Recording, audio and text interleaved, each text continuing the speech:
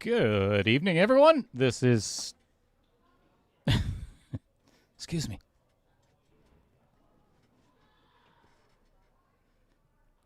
Yeah, whatever. This is Little Cheddar, and I'm live at Varsity Club in Oshkosh, Wisconsin, and we are about to get set for the Knockout Challenge 1.1 quarterfinals match between Mr. Phong Nguyen and Dan Yenor. So, as you guys already know, these gentlemen are already in the money. $840 coming to each one of them, playing for about $1,000 more this match and a seat in the semifinals. So good stuff coming up. Oh, forgot to change that already. Good day. Anyway, we got a whole bunch of new things that are coming tonight that you're going to get to see on the stream. Should be pretty exciting. So I am without my co-commentator for a little while because they're finishing up the Sunday afternoon Dealer's Choice tournament, and Roger is still in it. So we're going to get right to the match, and I'm going to do it myself. So be right back, everybody. We're going to get the players to lag. Thanks for being here.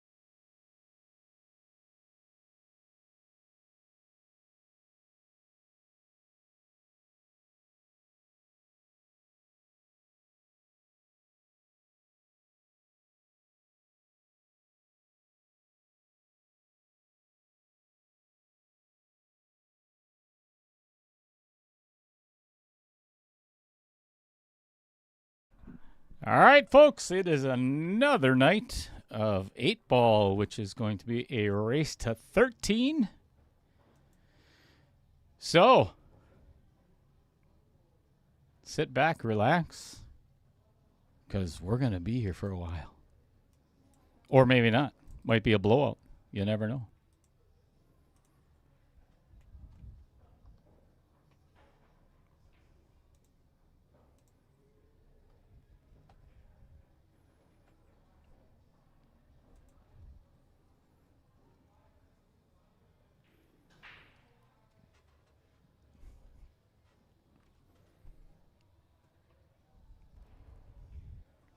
All right, looks like Dan broke dry on his first attempt at a break.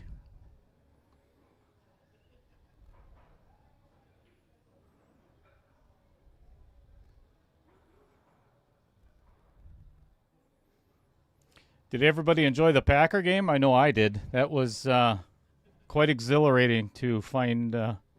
They found some game today.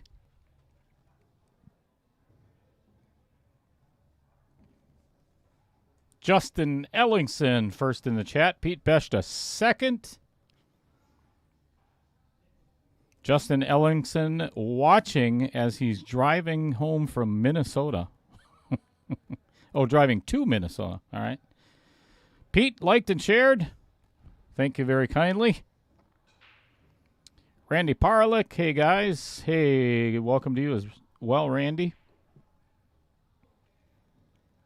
I'm going to go ahead and apologize ahead of time. If you haven't already heard, my brain is not working very well. I mean, it doesn't usually work very well in the first place, but a bit of a concussion on Wednesday night, so just trying to keep it together.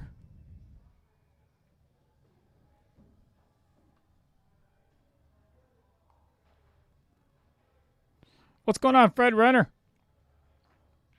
So who in the chat played in the Appleton Open? I'm just kind of curious. I seen one of our competitors in the Knockout Challenge, a 16-year-old by the name of Logan Heisel, took down 2 titles. Pretty impressive. What's going on, Jeff Selpa? Brittany Nguyen says, let's go Phong Bong. What's going on at Gary Crows?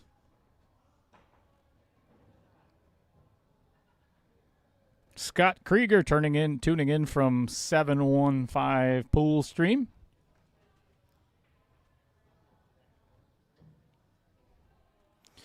Well, looked like Phong almost got himself hooked on the 13 that he just shot in. Came a little bit too far on his draw shot, but recovered nicely. Good opportunity to run the first rack.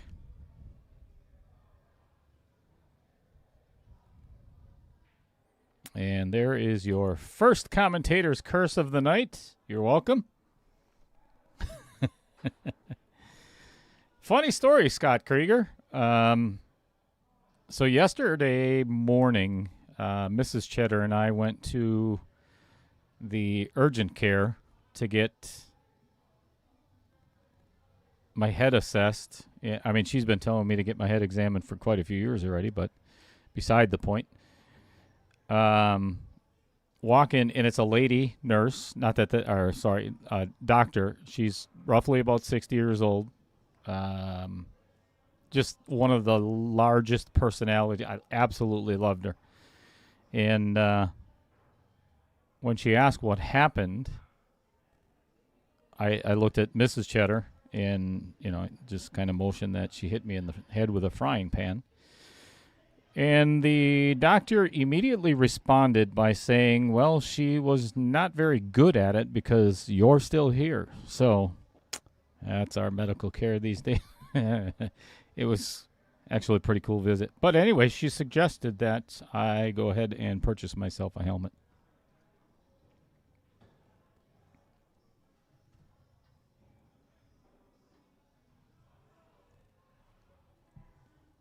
You should see the dent in my aluminum trailer.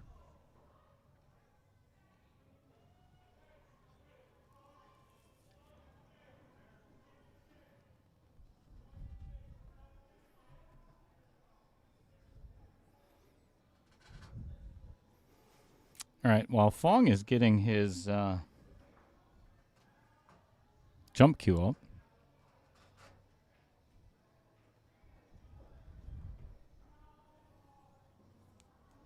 I'll wait for a second.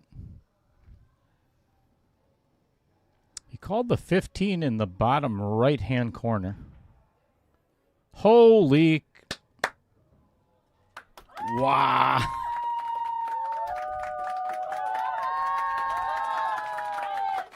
What a shot.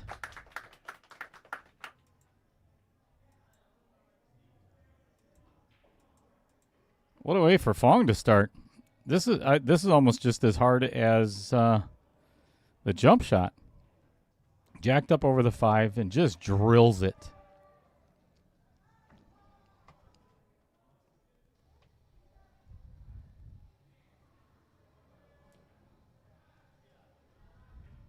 Wow. What an out.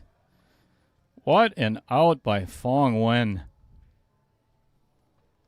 That was gorgeous.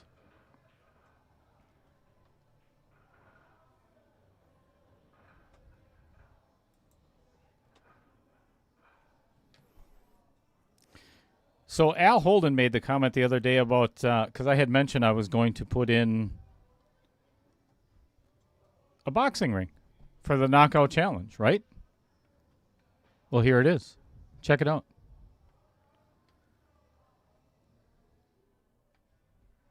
we have a full-fledged boxing ring within Varsity Club. Keep the players all to themselves. No disturbances whatsoever. Also going to double as the stroke zone for Mr. Kim Davenport and the gang coming for Wibhoff in 2 weeks. Roughly about 12 days. Not this coming Friday, but the following Friday is the banquet and induction of Steve Hayes, Julie Fitzpatrick, Dave Coles Jr., and Greg Andler. Can't wait.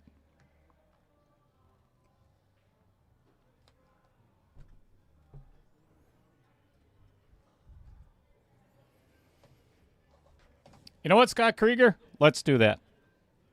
Let's get the viewers involved, as always, and get the chat involved.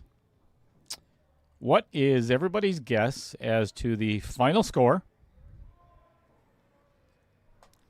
Not just the final score, obviously. Final score plus the winner.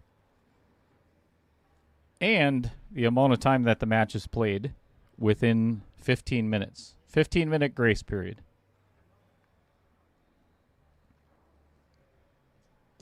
Winner gets a free I Love Outer Points Productions shirt, personalized shirt from Onboard Sports Apparel. Let's do it. Get those guesses in. Also, right around rack number 8, depending on how the match goes, we're going to do our very first player spotlight, and then we'll kind of see how the rest of the night goes for our second player spotlight.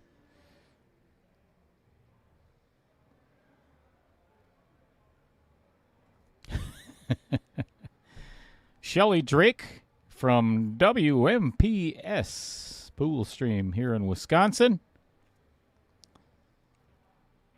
Saying no hitting below the belt. You know what? Actually, Shelly, you just gave me an idea as to... I'll let Phong shoot this 9-ball first.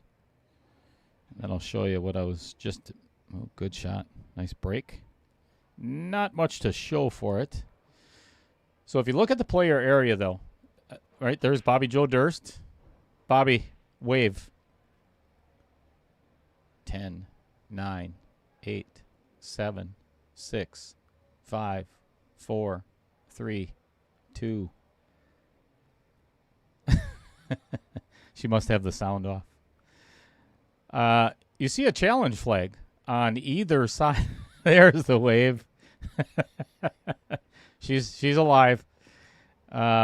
She's Dan Yenner's corner woman. You see the challenge flag next to each one of their stacks of chips and the scoreboard over there, so which hasn't been updated, but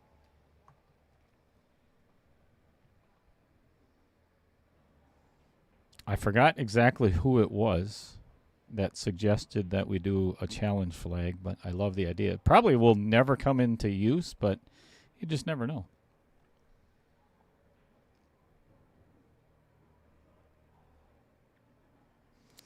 Holy lots of guesses. All right, first one, Randy Parlick, Phong Nguyen, 13-10 in 6 hours. Dear God, Randy, you're killing me, man. Gary Crow's 13-10, Dan, 4 hours, 45 minutes. Dennis Molson, 13-8 Phong in 3 hours and 27 minutes. Jeff Sopa, 13-9 Phong in 3 hours, 3.75 hours. So killing me. 3 hours and 45 minutes. Justin Ellingson, 10-13 Phong, 4 hours, 15 minutes. Amy Cools, welcome. Phong, 13-9 in 3 hours and 25 minutes. Scott Krieger says challenge. Not yet. Fred Renner, 13-11 Phong in 4 hours and 5 minutes. Man, these are some good guesses, other than Randy with 6 hours. And then there's Bill Larson. What's going on, Bill? 13-11-Dan in 3 hours and 55 minutes.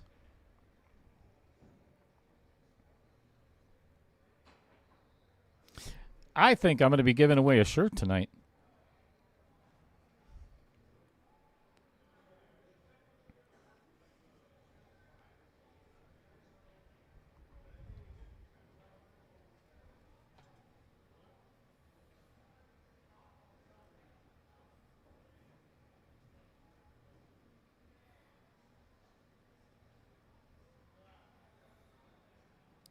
The Vincent Didio Memorial Pocket strikes again.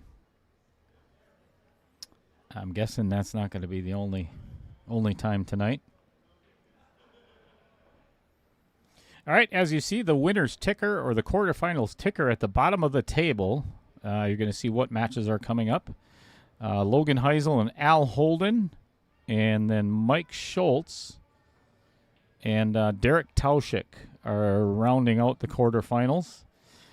Vincent Didio was defeated by Troy Islandsea Friday night.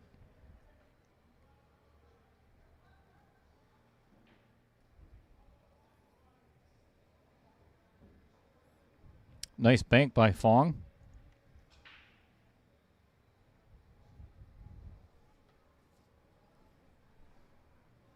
Al Holden says Phong in 13-11 in 4 hours. Bobby Joe Durst says 13-11 Dan in 3 hours and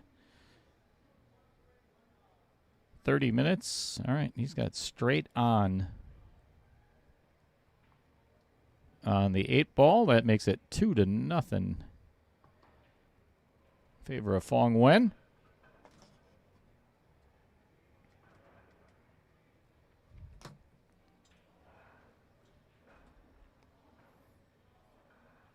Couple of opportunities by Dan gone awry. Jeff Sopa, I'm flying solo until, so there's only 2 players left in the Sunday dealer's choice. I think they had 12 or 13 players today, something like that. And it's actually Scott Kugel and my co-commentator. He'll be in as soon as the match is done.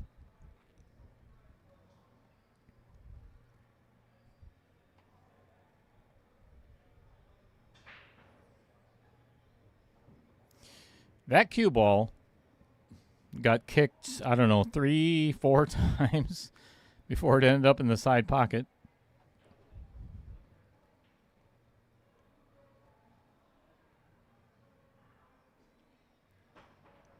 Clayton Clark, yes, sir. They are playing on a 7-footer. Knockout Challenge is always played on a diamond bar box. Clayton, if this is your first time here, thank you very much for tuning in. Greatly appreciated. This is what they're playing for. We started out with 64 players. Right now we are down to, on the bottom right where it says 5th through 8th, these guys are guaranteed $575 in cash from the tournament. And in the player auction, $265 each. So the $840 at stake tonight, let alone a seat in the semifinals for 3rd and 4th. That's another $1,500. So lots of money up for grabs tonight.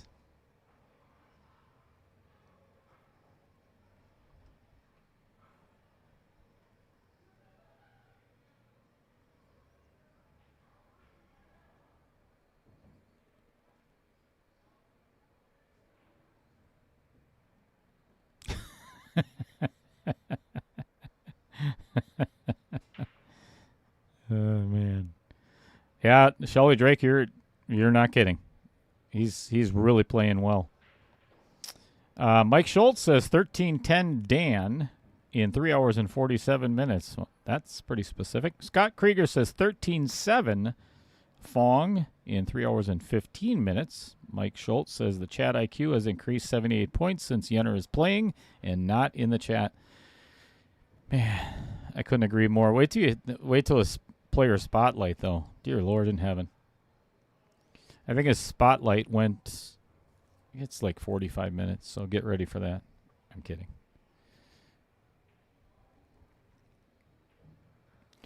No, it's one of my favorite things. I really enjoy doing the player spotlight. And I was telling Dan when he was in here, I actually I get nervous for myself as well as the players. They're more nervous in the booth than they are out on the table. And I mean, it's very personal, and that's one of the cool things about it is you really get to know the player off the pool table. All right, Dan Yenor opening his account 2-1.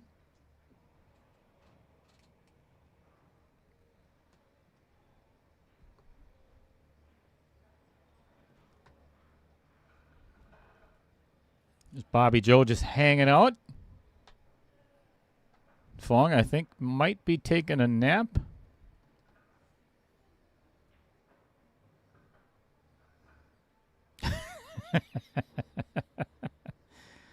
Hey, Vincent, what Mike Schultz said. Yes, Vincent Schrader, you are allowed to guess, even though you won the last one. You are welcome to guess again, as long as you guess wrong. So I'm going to do the same thing that I did when Vincent won. I am going to give everybody until the start of game number 5 to guess what the score is, who the winner is, and the total amount of time for the entire match within 15 minutes. So, when this game is over, so is the guessing. Derek Tauschik, one of our quarterfinalists in the chat, saying Phong 13-11 in 3 hours and 35 minutes. Mad Matt, what's going on, Matt? 13-9 Phong in 4 hours and 20 minutes. Scott Krieger, I got to send you money, Dale. Yes, you do. Yes, you do.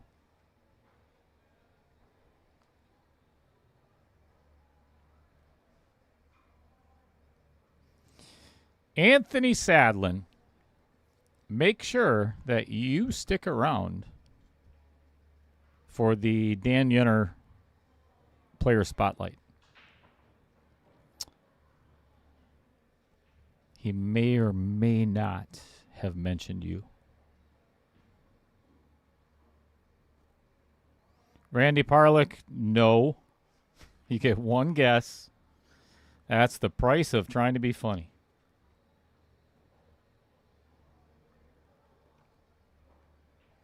Anthony Sadlin says Dan Yenor 13-10 in 3 hours and 48 minutes. Man, oh man. Sean Hanna, welcome to the chat, my friend. He'll take Phong 13-10 in 3 hours. And I'll tell you what, there are a lot of people right now that have guessed that exact score.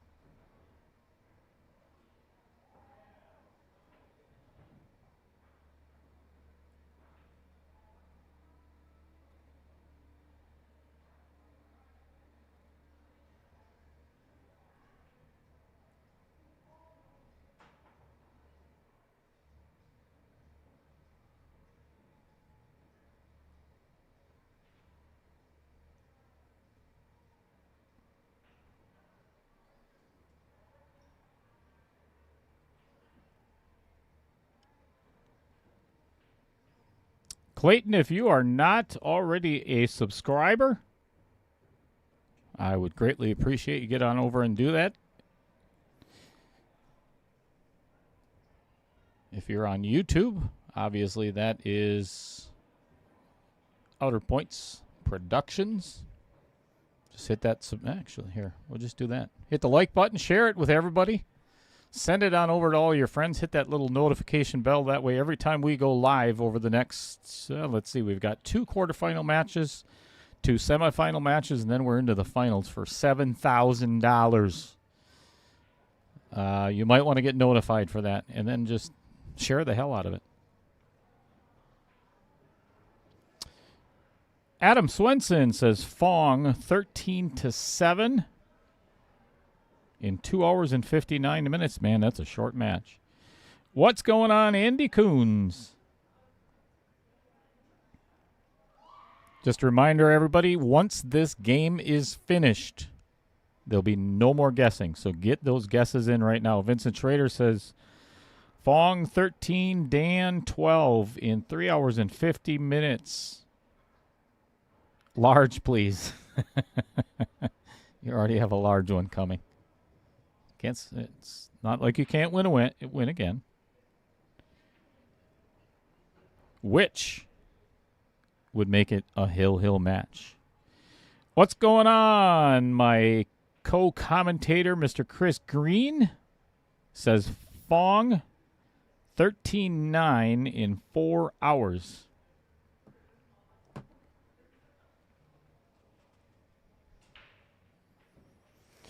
What a brilliant shot for Phong to get on that 7 ball. That was his only trouble ball. So the rest of this should be pretty good. Hopefully I didn't speak too soon and give him another commentator's curse. But I think this 5, he almost has to play this 5 now because I'm not sure how he's going to get back on it. I think he almost has to play the 5-6-2. It's either, yeah. This is the way I would shoot it as well. Sorry about that. Yeah, that was the right way to go about it.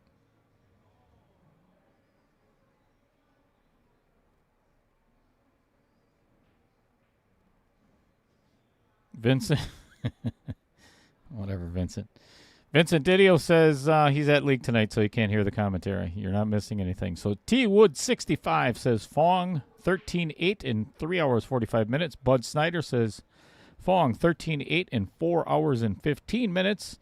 Jason Gibbs says Phong 13-8 in 3 hours and 46 minutes. Look at all those. So everybody look at the chat. The last 3 people have picked Phong 13-8.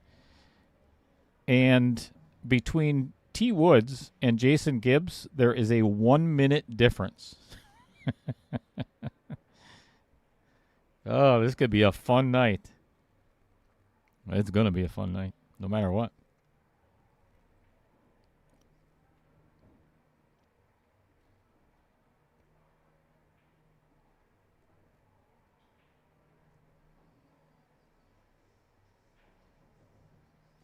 You know what? I couldn't agree with Scott Grieger any more than what he just said. We got 82 viewers and only 11 likes and shares.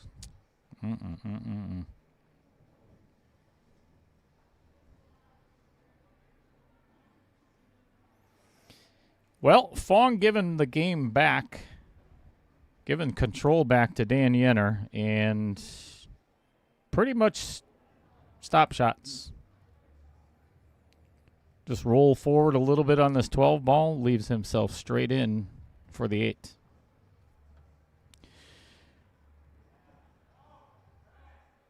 Troy Kaminsky says Dan Yenor 13-12 in 4 hours and 15 minutes.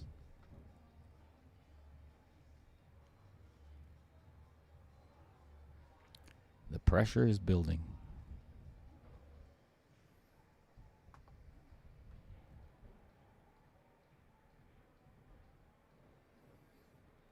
All right, we're all tied up at 2 apiece.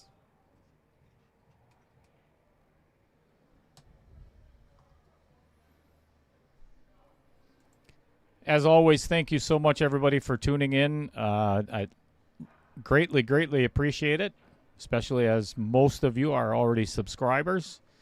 One thing I do want to mention, this is coming up. Not this coming weekend, but the following weekend. If you are not a Wisconsin Billiards Hall of Fame member, give me 2 seconds here. This is how much it costs. Very inexpensive for a 5-year membership at $40. Even if you get a 1-year membership, you will be allowed to play in the 7th annual Wibhoff weekend here at Varsity Club. Mr. John Kramer is looking for a bunch more in the 475 and under bronze division. So if you fit into that category, I'm telling you, if you are a pool player in the state of Wisconsin, this is a weekend that you do not want to miss. It is just, I've been saying it for weeks. It's just the history and the emotional side of for the inductees it's just incredible. So get on over there. All right, that is the cutoff. So that was Jimmy Newman. You are the last one. Nobody else can submit. So we are already at, this is game number 5. As I said, the start of game number 5. So that is the cutoff. Troy Kaminsky says, I already said that one. Andy Kuhn says, Dan Yenor, 13-10 in 4 hours and 23 minutes. Tony Walruff says, Phong, 13-8 in 3 hours and 11 minutes. And Jimmy Newman rounds out the last guess, 13-11 Phong in 3 hours and 19 minutes. That is a lot of guesses. I am definitely giving away a shirt tonight.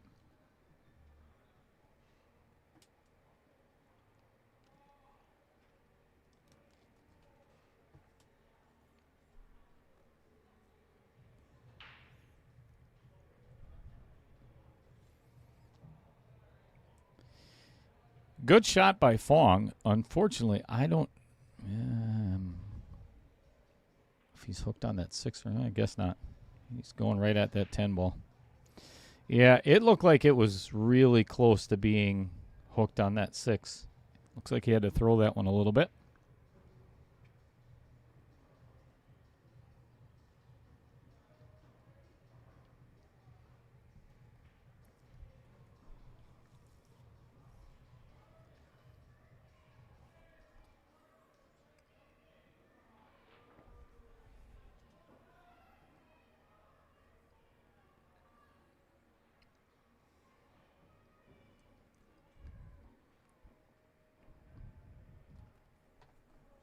Thanks, Gary.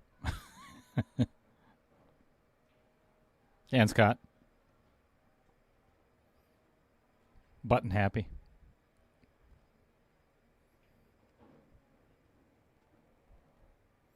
All right, safety by Dan Yenor. Hook and Phong behind the 1 and 5, really leaving only a kick on the 12 ball from what I see. Could mass around the 1, but that is nope, maybe not. I think he'll be kicking at the 12.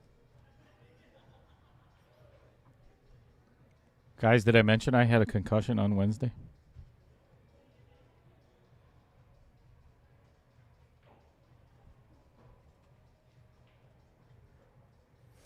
Good hit by Phong and left Dan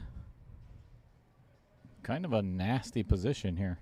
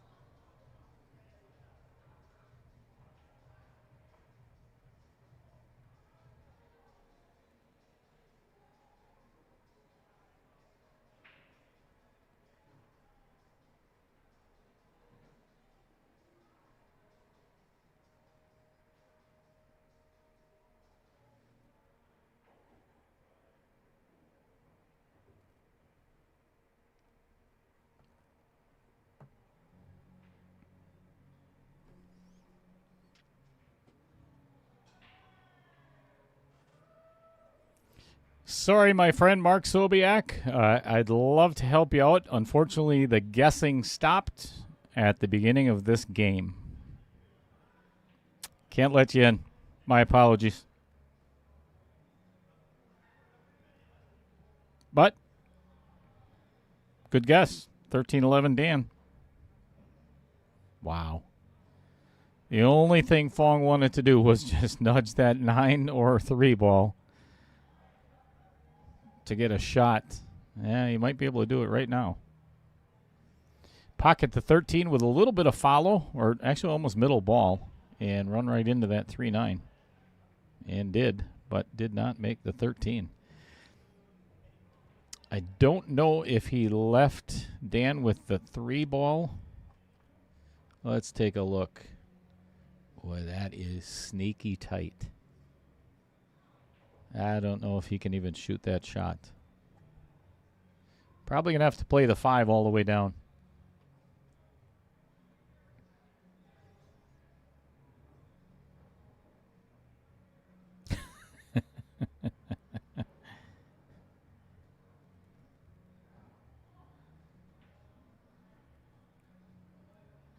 Yeah, Al Holden, you're not wrong.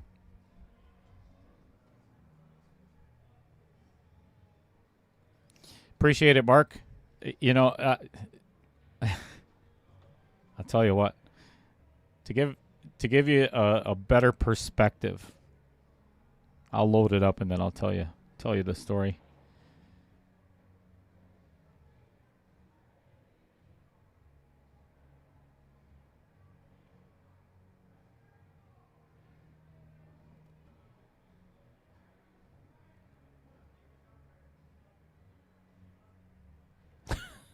Thanks, Chris Green.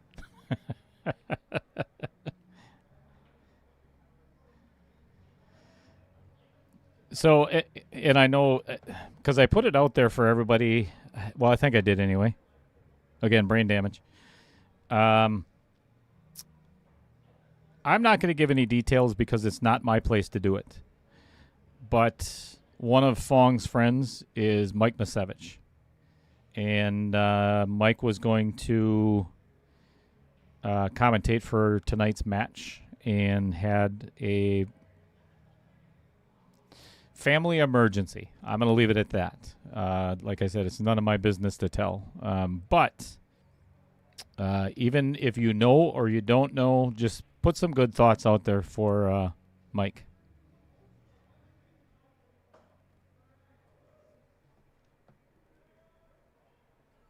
So he messaged me this afternoon and said that he could not make it for very good reason.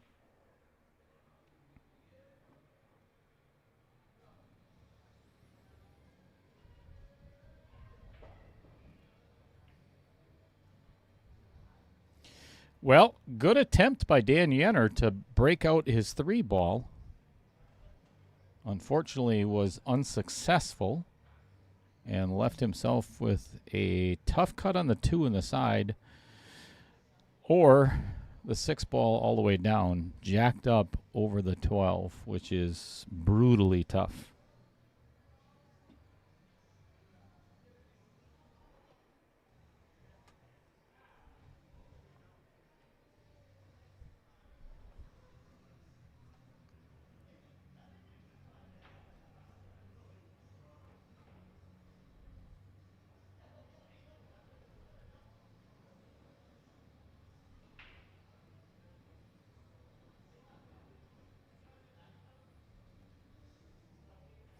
I think I would actually maybe attempt a save here. Just kind of nudge the left side of the 2 ball and put the cue ball all the way down on the end rail where the ticker is. That might not be the worst shot. Or just attempt the 6. Yeah, just try to play the 6. And the thing is, even if he makes this 6 ball, he is going to have to find a way. This is not a bad shot, actually. For Phong to get on this 12 ball is going to be pretty tough.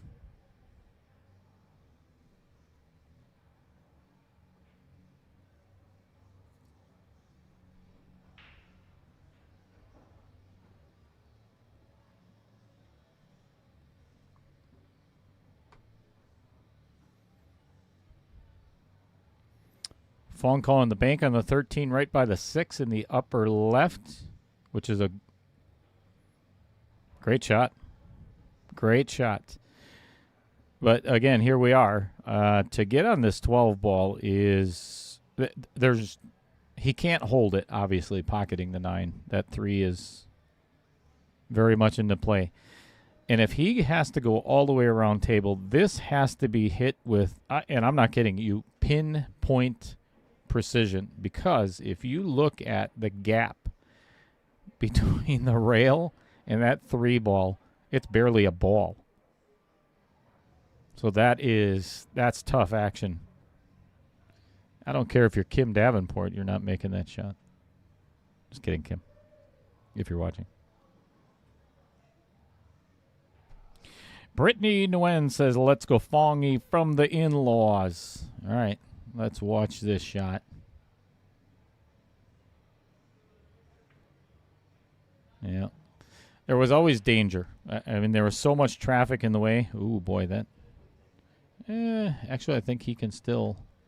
There is a window where he can hit it, but I don't believe that he can pocket that 12.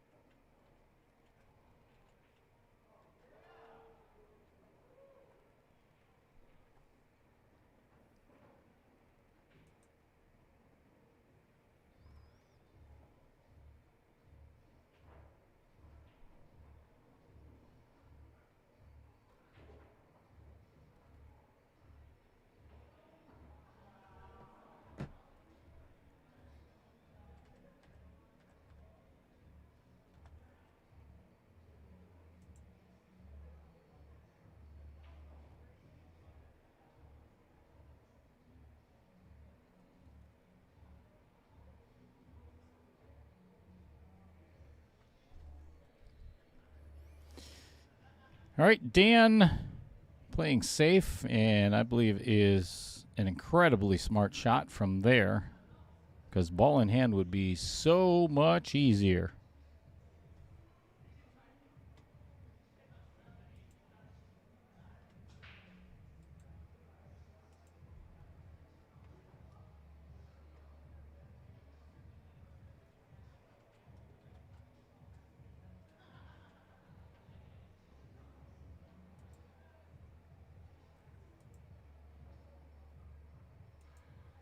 Oh, good hit.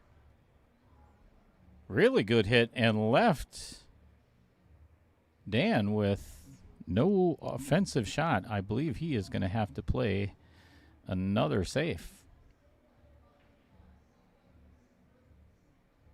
Try to get him stuck behind the 8-ball here. Ooh, that might have been too far.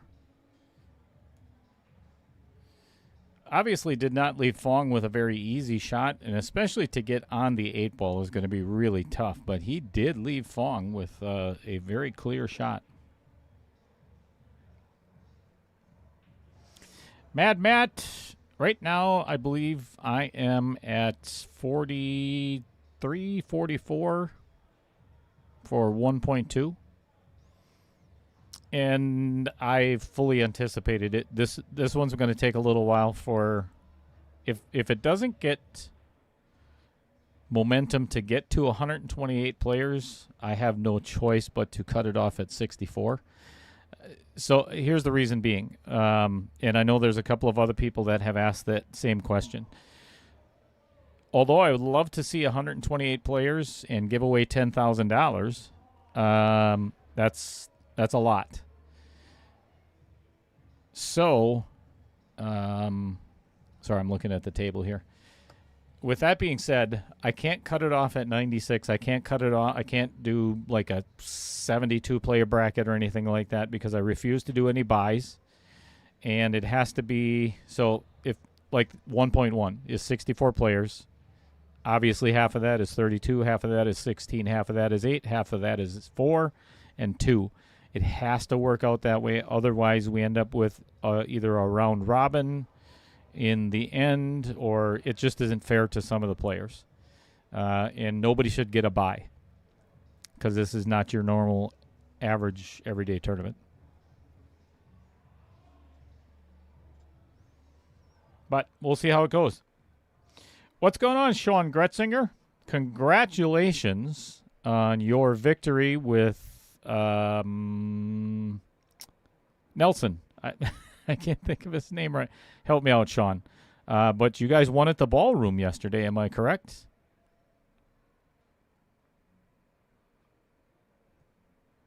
And sorry, Sean, but the entries have closed at the beginning of this game.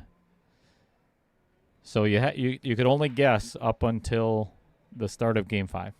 My apologies. Well, I'll tell you,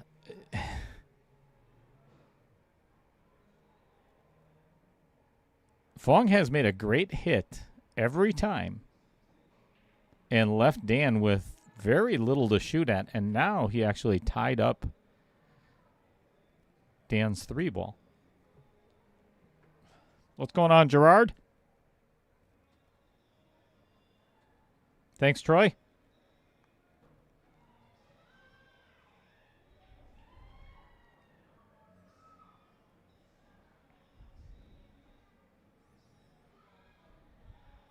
I kind of like so Dan's kind of looking at hitting the 3 into 2 to break them up and then get the cue ball behind the 8. So like a little bit of draw right. As long as he gets behind the 8, that's a beautiful shot. That is, could not have played it any better.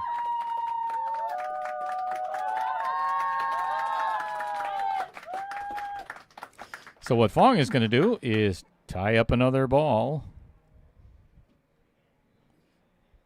So this really isn't, honestly, this is not too bad for Dan.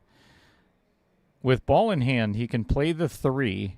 The 6 is pocketable from basically anywhere on the table, so he can pocket the 3, run into the 2 and the 8 to break up his 2-ball, and then he's pretty much guaranteed a shot on the 6.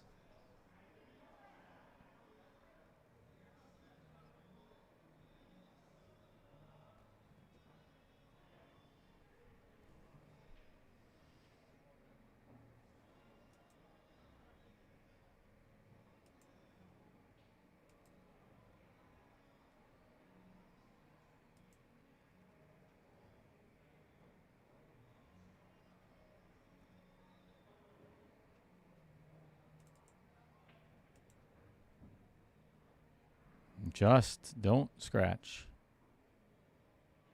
And he scratched. Wow. The odds of that are just astronomical. I mean, seriously astronomical. What a horrible roll off. I think it was the 2 ball. Yikes, yikes, yikes. Wow.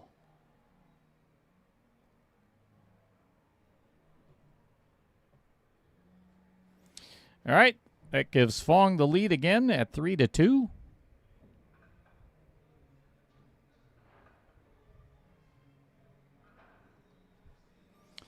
Gary, I'll get to your question in just a second. So, all right, this is what I was talking about, everybody. So, this is an aluminum trailer, and you see on the right side, we have an apple tree in our backyard. All right, so the wasps and bees have been hundreds. So I couldn't do anything during the day. So on Wednesday night, I decided to go out at 8:30. It's dark. It's a little chilly. No bees, no nothing anywhere. But I backed up my trailer a little too close to the tree, so I couldn't put the gate down. That's not what it shows in the picture. So put the gate back up, bent down to pick up all the apples that were going to be underneath that gate that you see right there. I didn't lock the gate. And as I was on all fours, the gate came down and hit me in the back of the head. Blacked out for I don't even know how long. It felt like 2 or 3 seconds at most. I mean, I just went totally black, and my face was in the grass. Crawled into the house, woke up Mrs. Cheddar, and laid on the living room floor for I don't even know how long, in agony. So I had to go under concussion protocol. My older sister is the lead dispatcher for Calumet County Sheriff's Department, so I called her, and yeah. So my head's a little messed up. Worse than it was. As I've told everybody else, though, I feel so blessed and so lucky to be here. Had I purchased a steel trailer, or if that gate would have hit me somewhere else in the head, or I would have got the corner of the gate, I would not be commentating right now. I don't think Lisa would have probably found me until Thursday morning. Potentially not even alive. So, brutal. It's amazing how Matt Strong and I were talking about this. I would have never expected anything like that to happen. I'm just so random, so weird. Life is fragile. So is my head.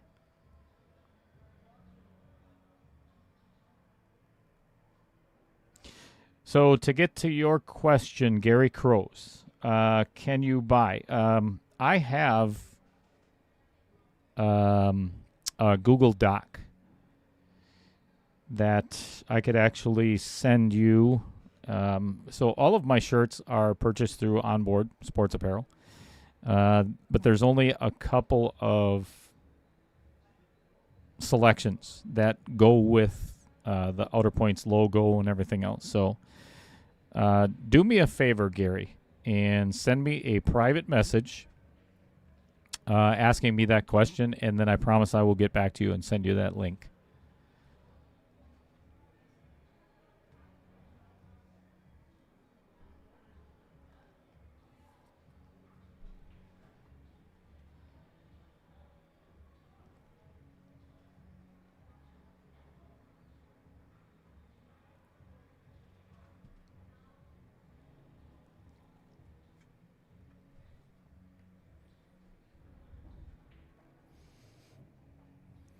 All right, Phong successfully getting his 4 out of there.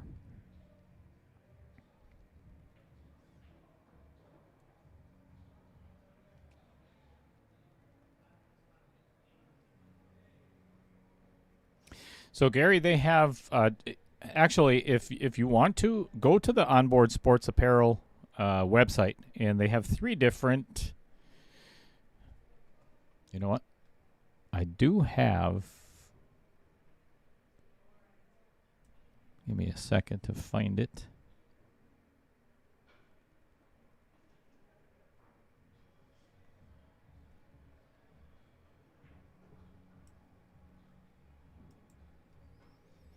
Yeah, this is the front of the blue one. Sorry, didn't mean to do that right in the middle of the match here. My apologies.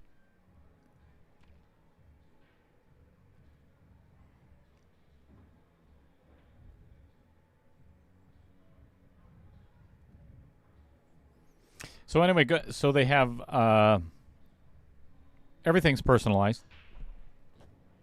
Name on the front, name on the back if you so choose, and then it says Outer Points. I love Outer Points, and then productions in the bottom. But they have collarless shirts, collared. It's like it's pro collar, and then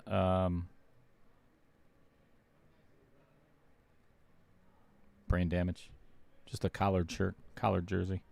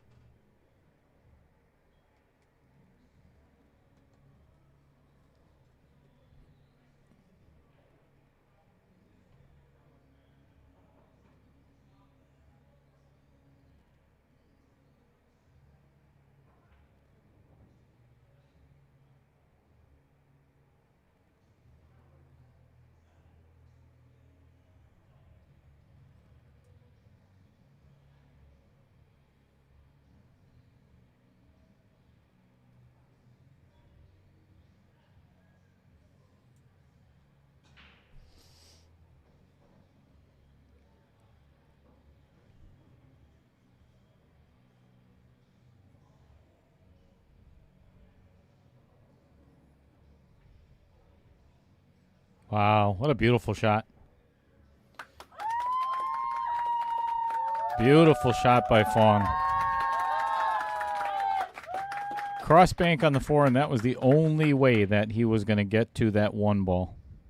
Well played.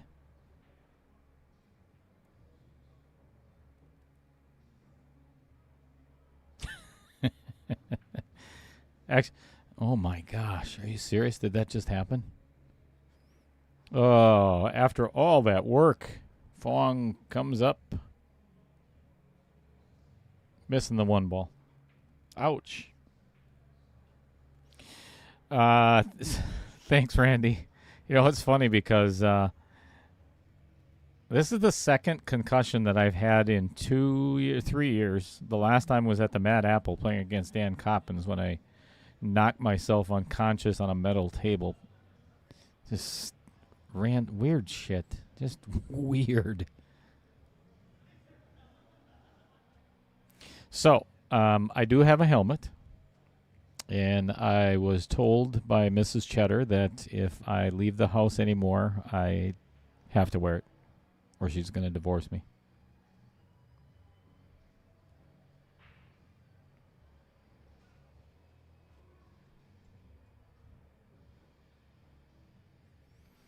Well, it looks like this 10 goes past the 1 pretty well, and I believe that would be, yeah, Dan is going to play that as well.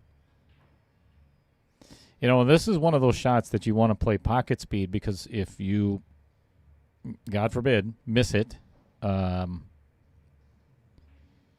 actually, this isn't a bad choice either because he can leave himself pretty much straight in, and then it'll be a stop shot, stop shot. Yeah, I like that choice. He may have to roll forward a little bit to get a better angle on this 13, but should be okay. And the reason being is you're going to want to miss it on the wide side and play at pocket speed. That way, if you do happen to miss, it stays in front of Fong's 1 ball. Wow. I didn't mean to call that, but I could just call it. Dang.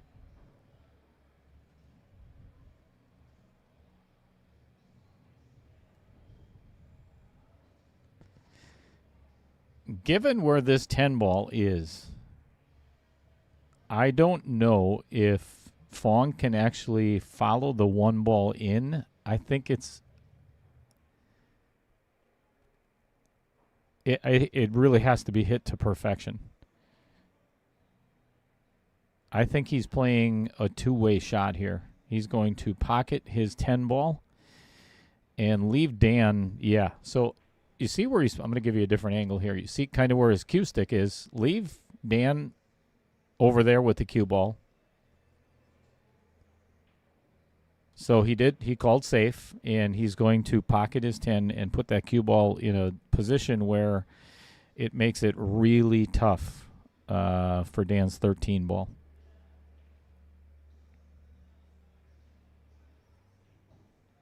I don't think that's where he wanted it, because it's not the easiest shot, but it's makeable.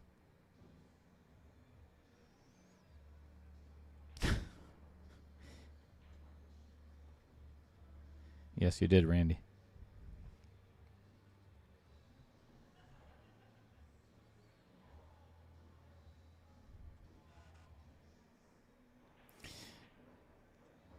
Why Dan's taking his time on this, because he's up against the rail, he has no ability to draw this shot. So he could literally end up, oh my gosh, he's going to try. I don't like the shot at all. It's almost like a sellout shot. But if he follows, he could end up pocketing the 8 ball as well. Or just not have a shot. He could pocket the 13 and not have a shot on the 8 ball as well. Wow.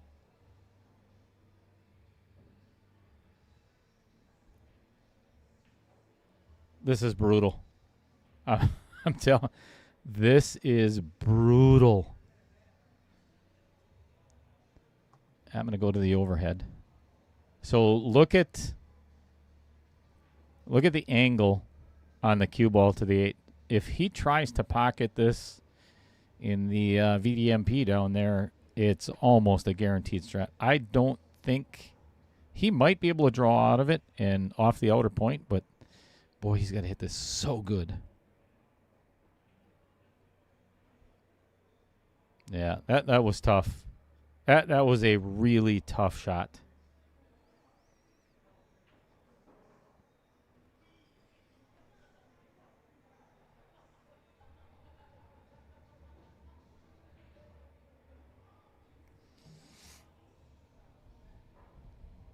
Well, I'll tell you what, Phong didn't leave himself the easiest of shots here.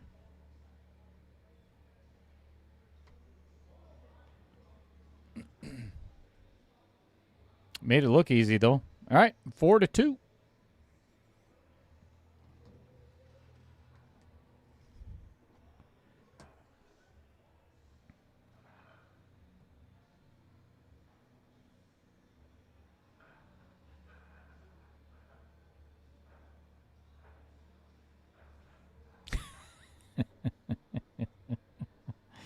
I'll tell you what, Fred Renner, I'll tell you what, it's great to have you as a friend.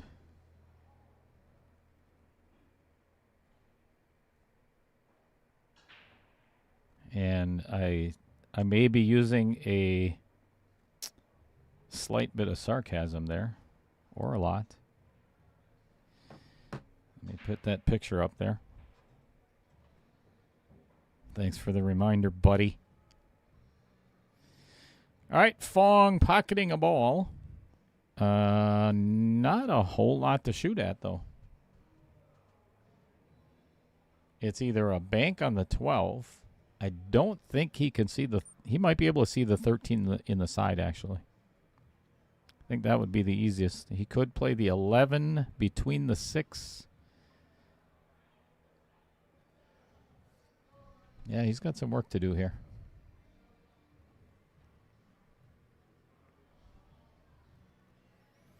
Can't see the 7 clean.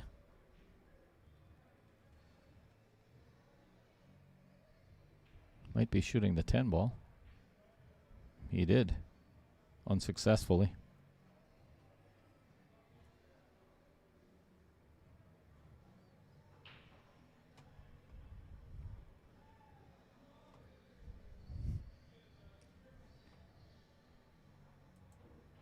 Sure, Fred. Just give me some more work.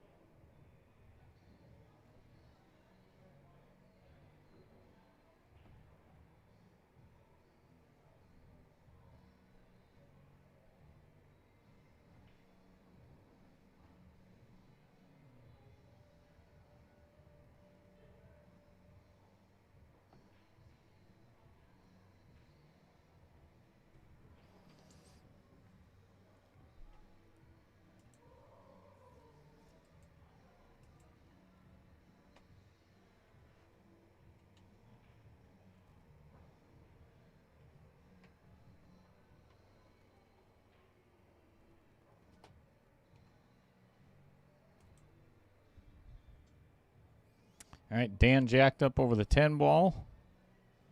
Pocketing the 1 in the Vincent Didio Memorial pocket there.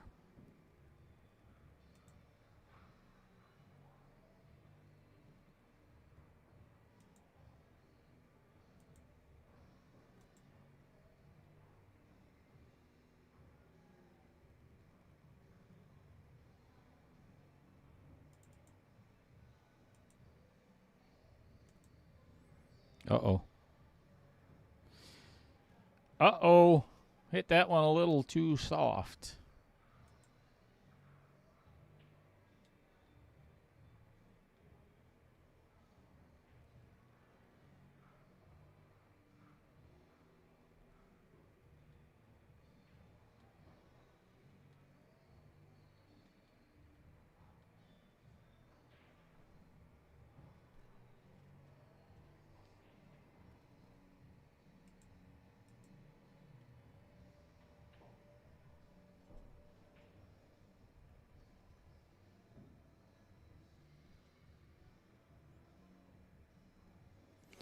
Well, the only thing that Dan may have going for him in this rack is the 11 ball, but I think Phong might be taking care of that right now. He'll pocket the 13 and then, yeah, get the 11 right now.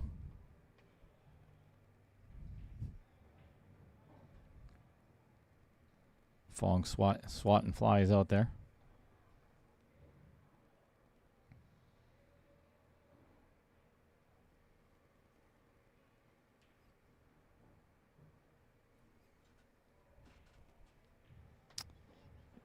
And comes up dry on the Vincent Didio Memorial pocket again.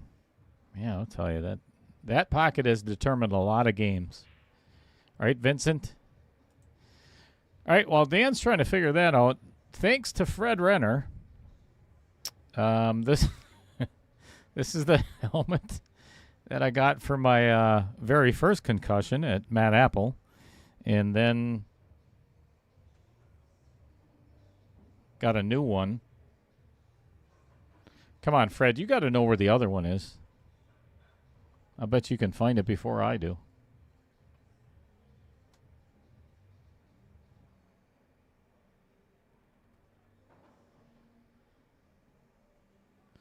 Good thing for the booth, because this is my safe place. Well, right now at the moment, Dan Yenor is struggling with aim, because that was another overcut.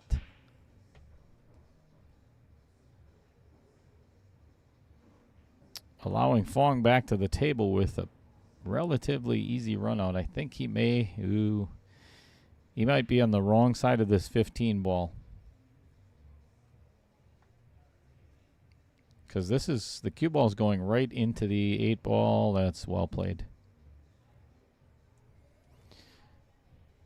Most likely going to play the 10 down, upper left, Vincent Didio Memorial Pocket as always. Oh boy. Commentator's curse coming. Here we go.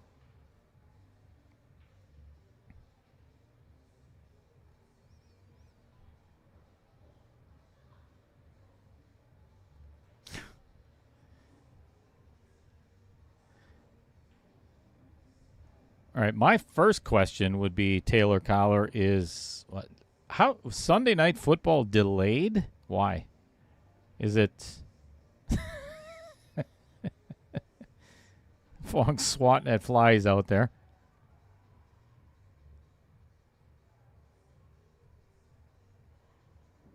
Sunday night football delayed. Sorry, you have to listen to me, Taylor.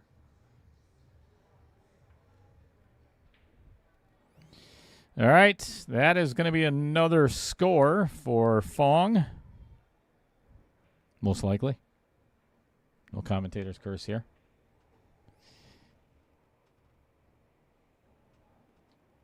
All right, what we're going to do.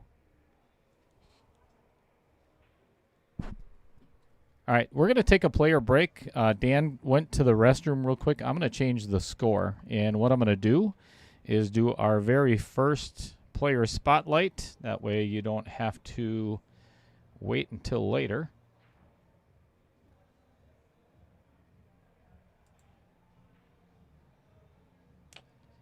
Uno momento, por favor.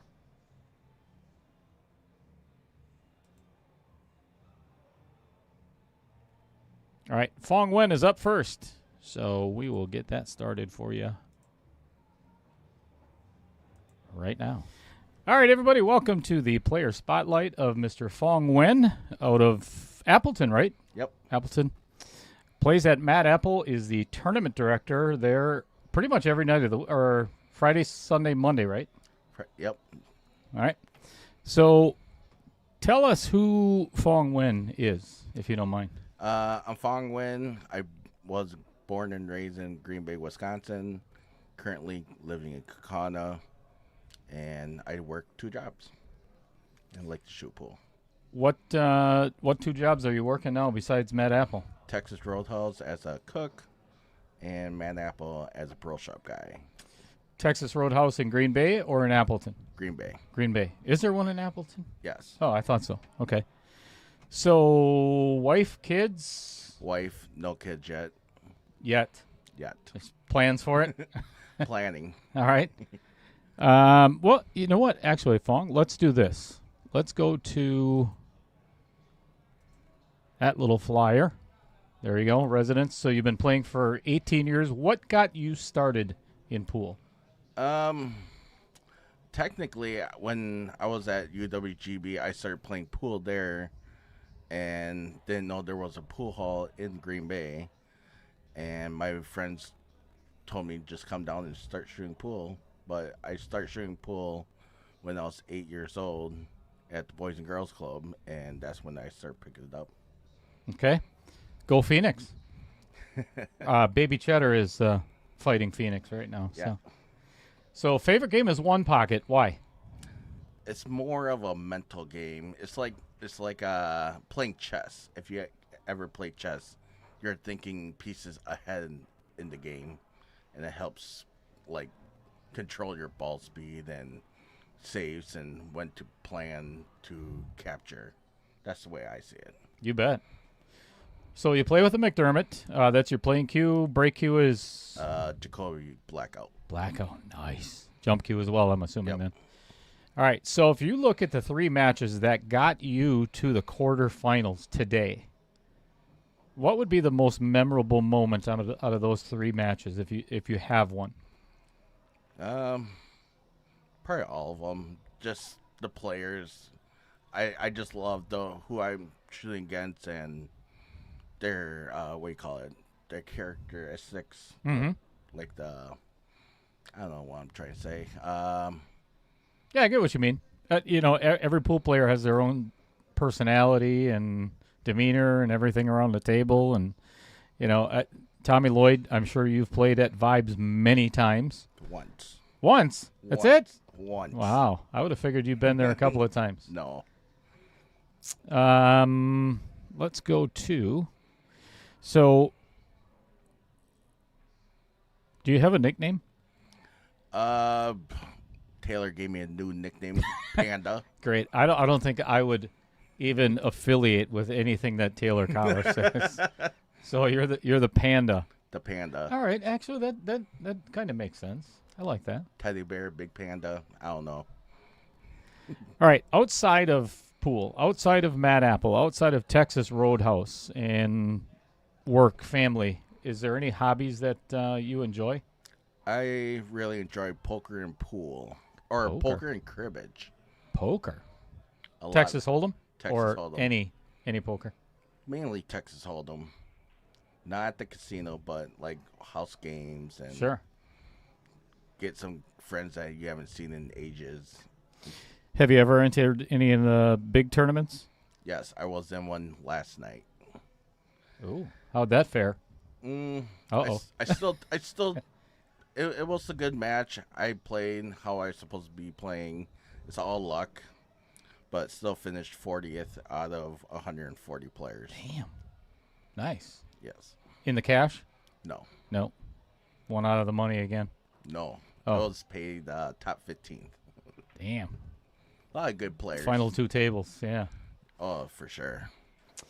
All right, so in a match like, okay, the knockout challenge, what does Phong Nguyen do to prepare himself for your match against Dan tonight? Is there anything that you particularly focus on, or any drills or anything that you play?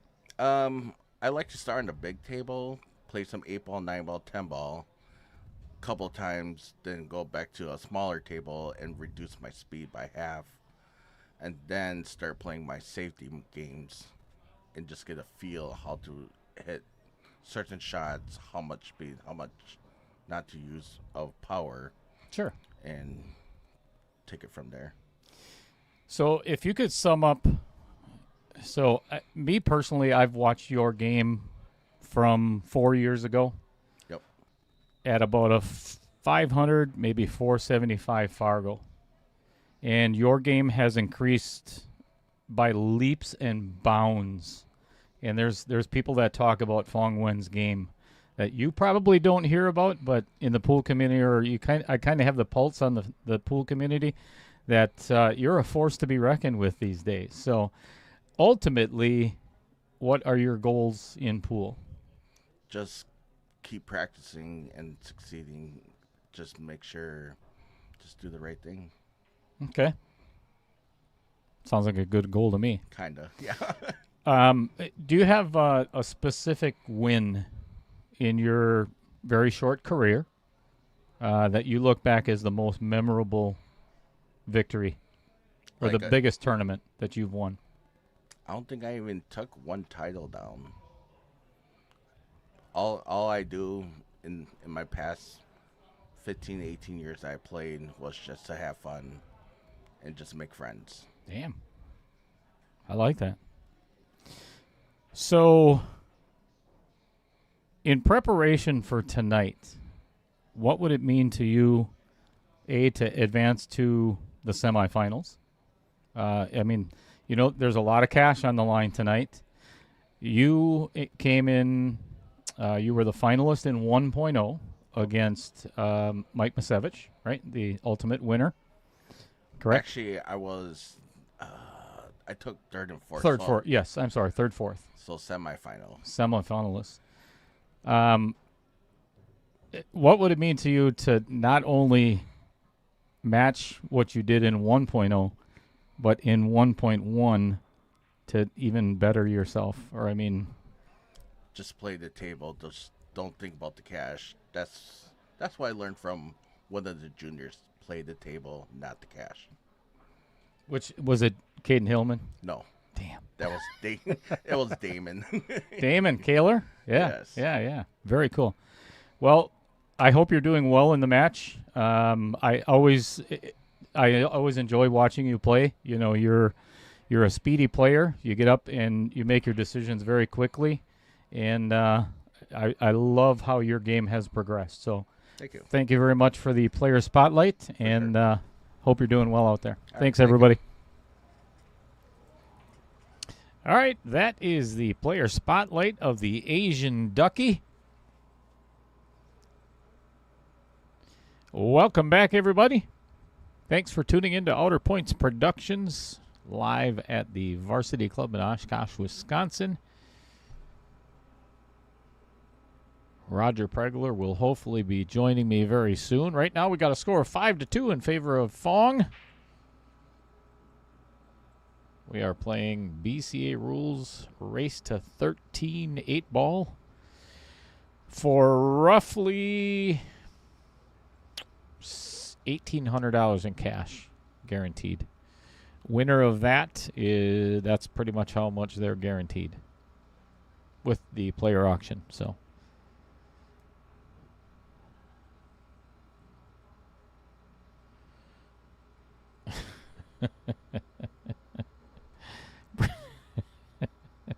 Wow. Too much information, Brittany. Said Fong's favorite game is pocket pool. Excellent. I know quite a few people in the chat that I think that's their favorite game as well.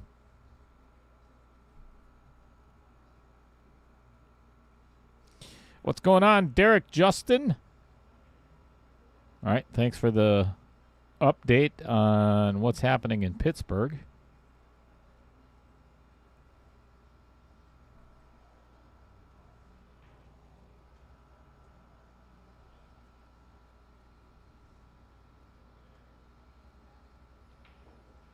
Dan doing a little struggling at the moment. Walked away from the table. I was thinking maybe to collect his thoughts or maybe get his brain back in the game.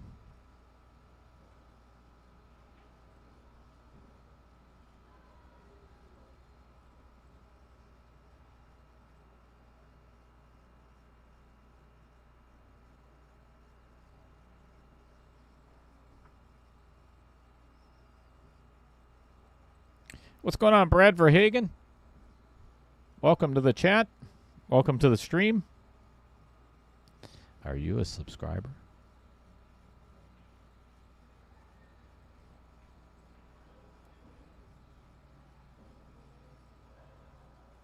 All right, I believe Phong is going to play this one in the side.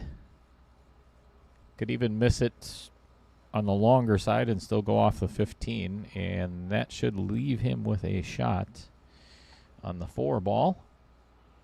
Yeah, and it does go off the 15.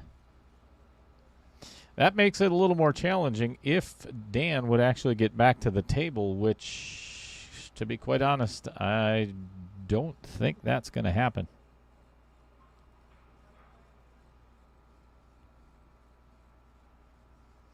I like to play on this 3 ball next and take the shots that are away from the 8 ball. So now he could play actually either one. I think I would prefer the 4 first and draw back for the 7. Honestly, either way. This is just kind of a player's choice. Electing to go with the 7 to draw back towards somewhere around the middle of the table. Or there. Should be just fine to get on the 8 ball. A little bit of a thin cut, so the cue ball might get a little loose.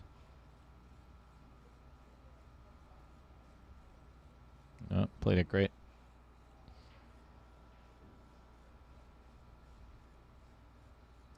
All right, for a 6-2 lead. Phong Nguyen pocketing the 8 ball.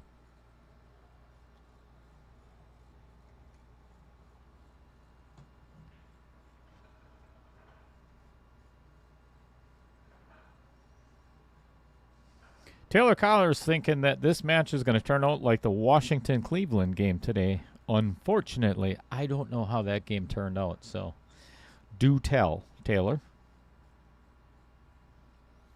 Yeah, if you didn't see it in the beginning of the stream, what Al Holden is talking about, check this out. So I made this today.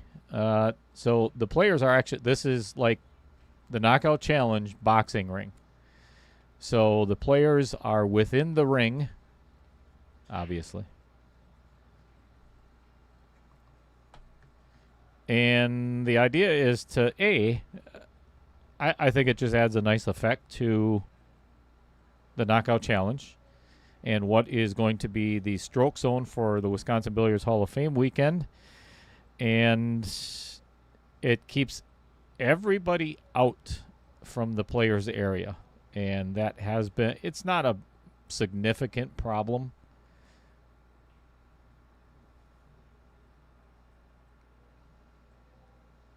But it seems like every stream, somebody walks in front of the booth or walks right out into the table and, hey, what's going on? It's a pool match. Brittany Nguyen says, way to go, hot stuff. Oh, thank you. Thank you, Brittany. Much appreciated. Yikes.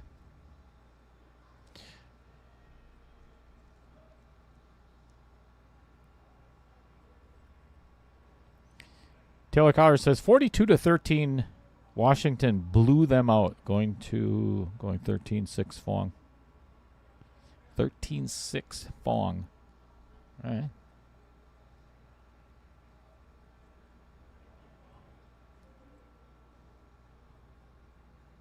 Should have been here earlier, Taylor. You could actually guessed and maybe won another shirt.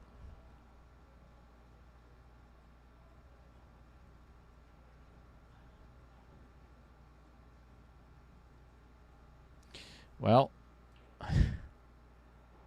Phong stopped this on a dime right between the 4 and the 2 to get a shot on this 10 ball. That was pretty precise, but has left himself with, he either now has to play a combo on a 12-13, and he's kind of close to the rail, so he did not leave himself very easy here. This is a tough... It's not a tremendously hard combo, but where are the balls going to end up? That's the issue. And that's exactly what I was talking about. So now, he's hooked on the 8 to play the 11. If he wants to get out, he's either got to bank the 14 or bank the 12.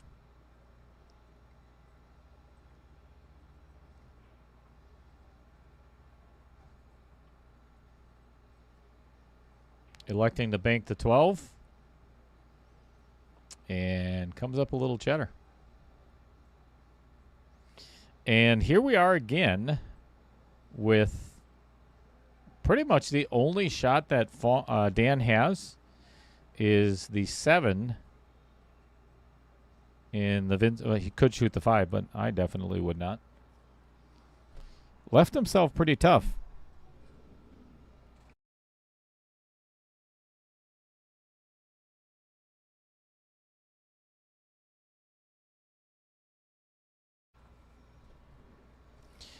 All right, down she goes.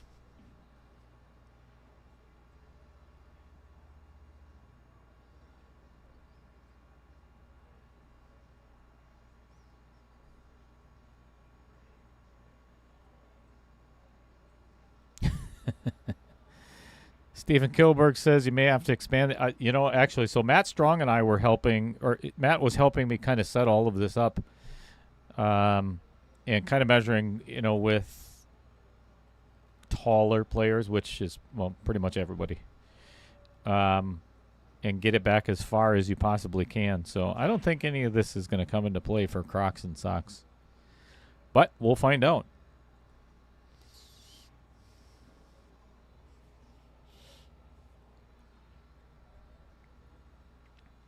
Well, even though it is a race to 13, I think for a confidence builder, Dan has to get out on this rack. He's got to find a way to work his way out of this.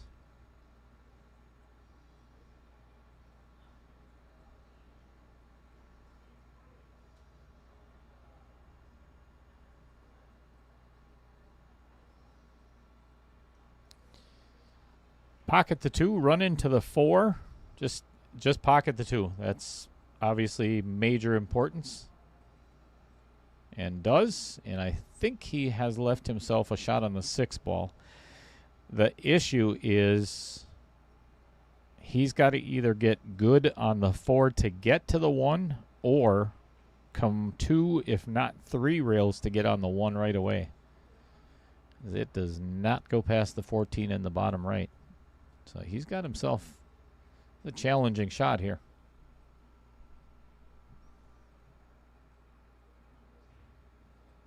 Looking at the 4 ball, and I would not do that. That cue ball is going to run into the 8 ball no matter how you hit it. And then he would probably be left with a combo. So I think the shot on the 6 ball is a confidence builder. If he can pocket that and get on either one of these balls, he'll probably get out of this rack.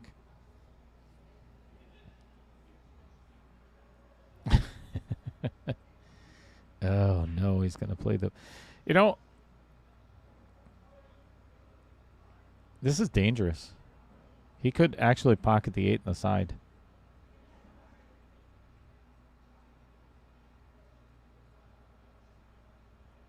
And has left Phong straight in on the 14 ball. So Scott asked if Margaret paid her parking charge from last weekend. She gave me and Mrs. Cheddar dinner for 2. Steak dinner with her and Tyler. So, quite acceptable. Well, we haven't gotten it yet, but...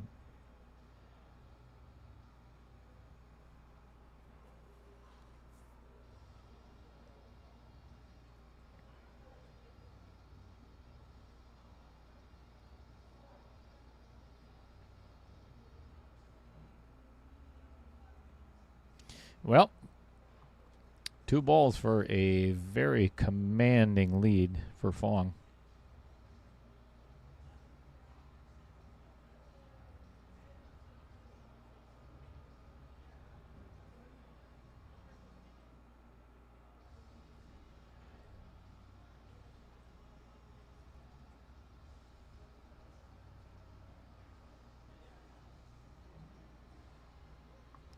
Seven to 2.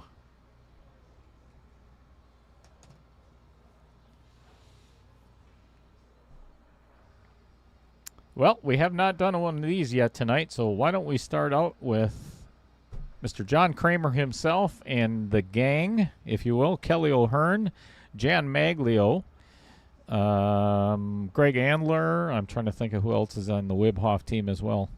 But they are the Wisconsin Billiards Hall of Fame. They are a nonprofit organization that recognizes and honors the individuals who have made a profound impact in billiards through exemplary talents, dedication, and their contributions to the sport in our state. They, as in John and the team, work very hard to preserve the history of these individuals and act as a foundation of support. So, do them a favor and yourself a favor and support Wisconsin Billiards Hall of Fame. This is a wide open rack. So all you did was miss the break. Phong scratching.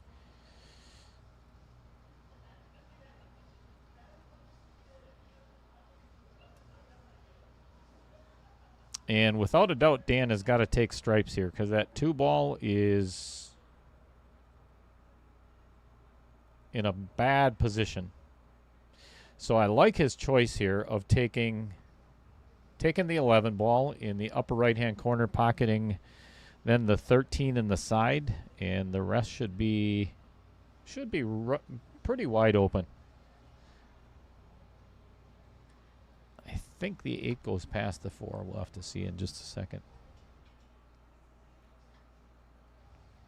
And Dan just missed ball in hand.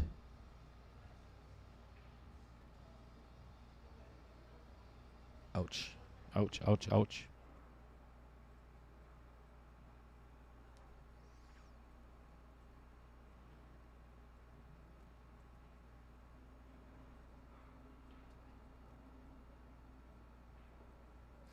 And you are 100% correct, Taylor Collar. You know, sitting in the booth, I've made this comment several times already throughout the Knockout Challenge.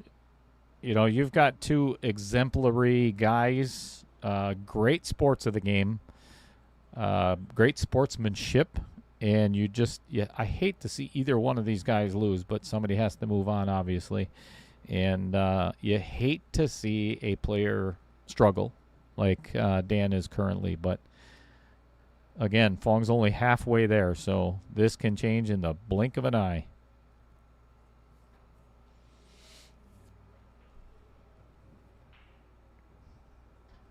Phong electing to take solids, which I'll be honest with you, I'm pretty shocked at, because I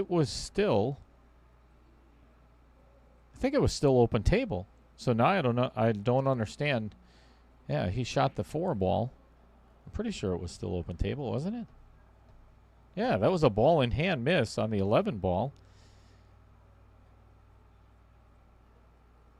I have no idea what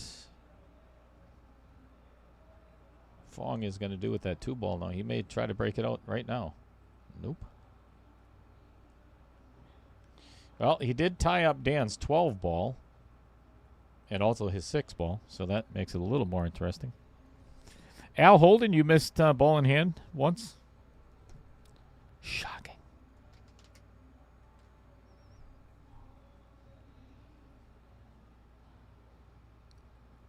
I know I've never done that. Taylor Collar, you ever done that? How about anybody else?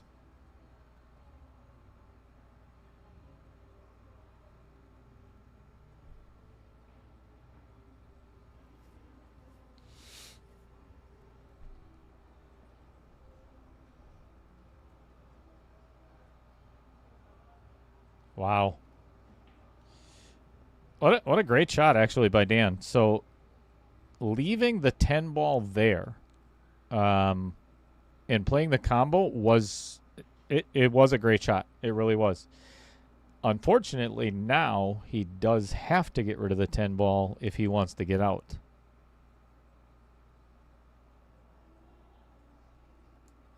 And this is no... Pocketing the 10 is not the problem. Getting the shape on the 15. He's got to avoid the 7, avoid the 3, come back out to the middle of the table. Or slow roll it. Leaving himself a very thin cut on the 15. Ooh, boy. And there's, take a look at it, this view. There's a really good chance he may run into this 8 ball. Danger.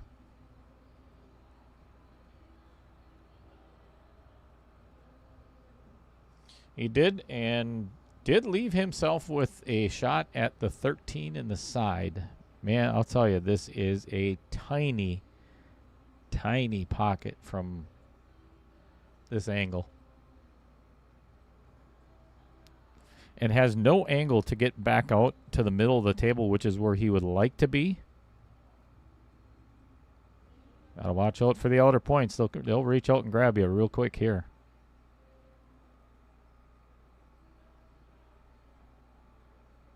Good shot. Excellent shot.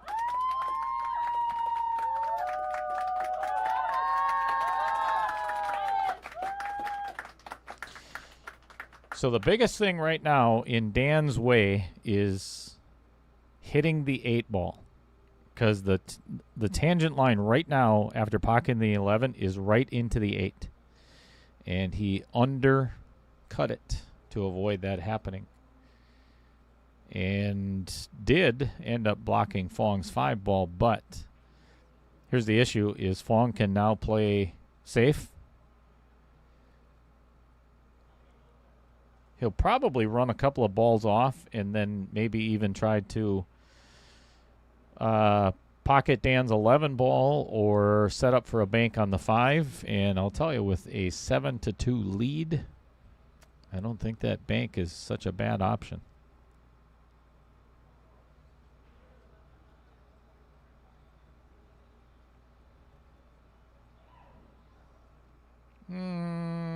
Left himself a little tough. Either a very thin cut on the 2 or a very thin cut on the 6.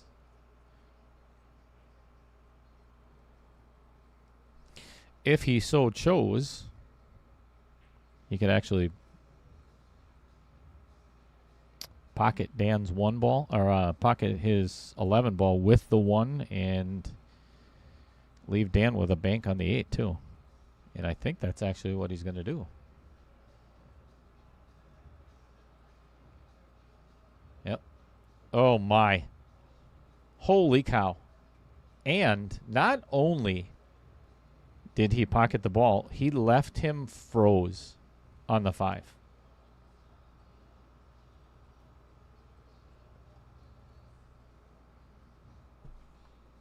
Wow.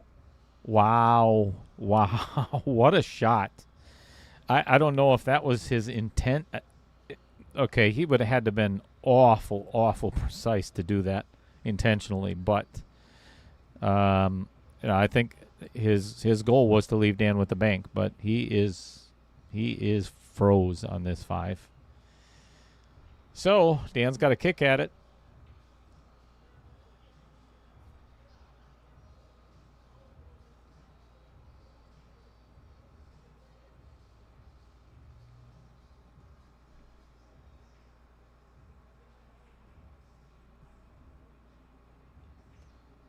All right, cool. We got a fight in the chat. I like it. Between Trevor and Al Hold. I picked Trevor.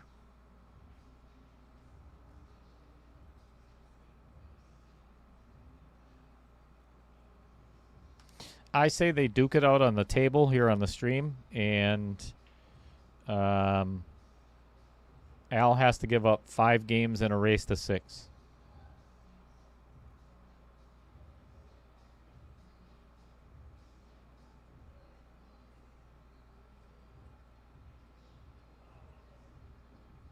Uh-oh. That is not going in.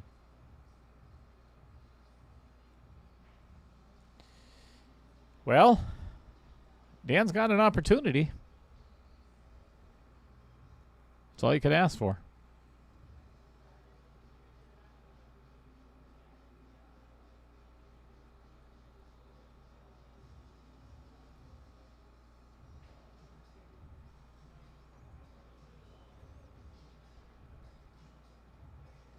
Personally, I want to see Dan make a match out of this. You struggled to get here. You played your way here, so let's get this closer.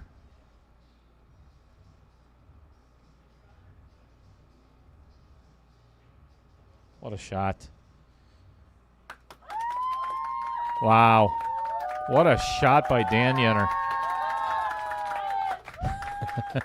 That could actually end up being a major confidence boost.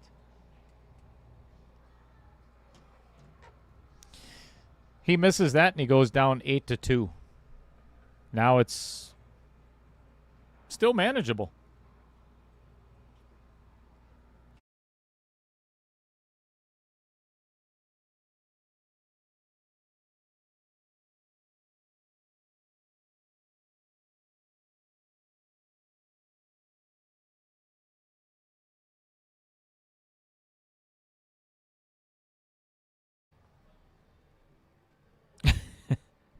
Wait.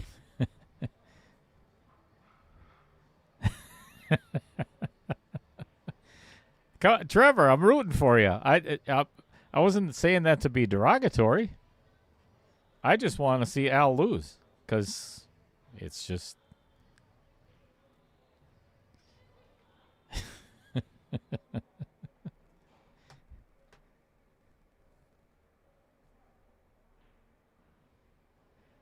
Smack talk in the chat.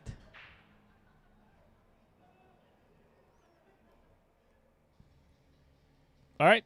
Nothing going in for Dan Yenor.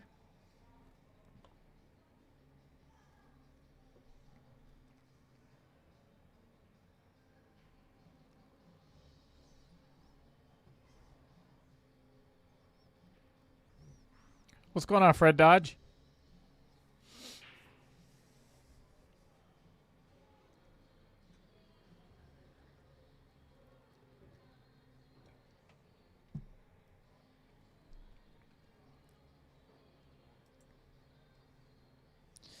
Again, everybody, here is what is up for grabs. We are in the quarterfinals, guaranteed $575 in cash and $265 in the player auction. And then the fun begins. Phong electing to take solids, pocketing the 5-ball, and I think the only issue that he's going to have in this rack is the 1. So that does not pass the 10-ball.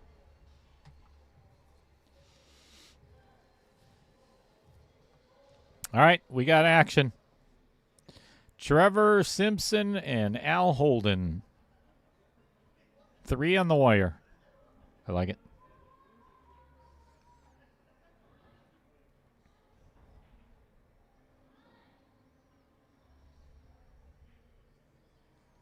All right, a little wide left for Phong on the 7-ball.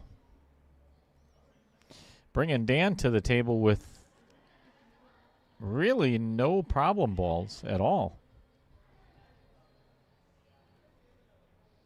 I think I would pocket this 13 in the Vincent Didio Memorial pocket would be my first shot.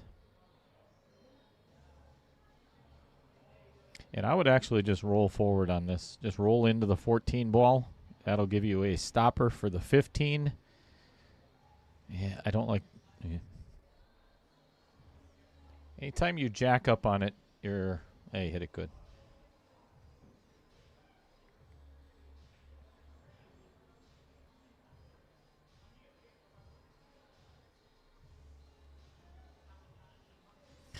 Well, I'll tell you what, Fred, that wasn't very nice of you to bump into Phong while he was practicing.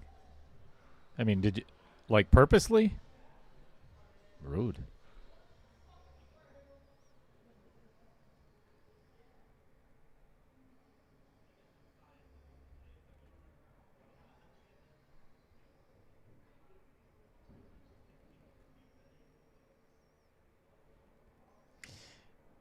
If I was Dan Yenor, I believe I would probably leave that 10 right where it is. I would actually leave that as the last ball.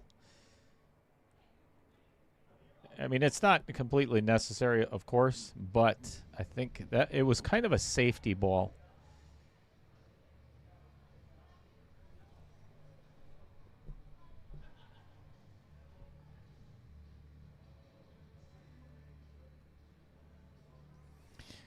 Play the 11 in the bottom right, draw back and play the 12 in the same pocket. Well played. A little bit flat on this 12. So now he's going to have to manufacture a shot to get on this 9 or 15, or just roll forward and play the 9 all the way down in the upper right. That actually probably would be the smartest way to play it. Ooh, dangerous. Dangerous. Came out okay, though. What he ended up doing, though, I don't know if he pushed it in front of the 4 ball enough. So he's going to play the 9 and the 15 in the same pocket, upper right.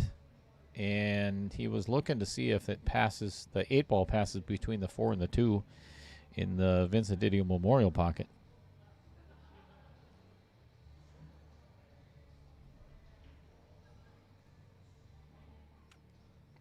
There is some danger here.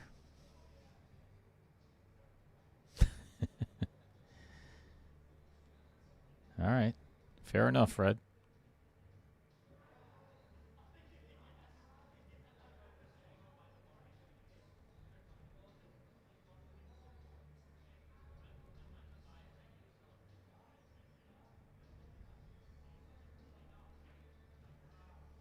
Oh, boy.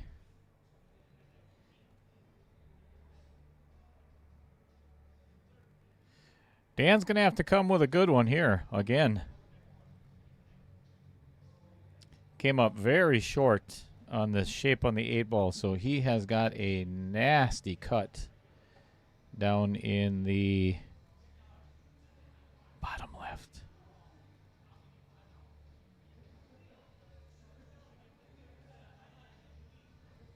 Wow. Wow. What a shot.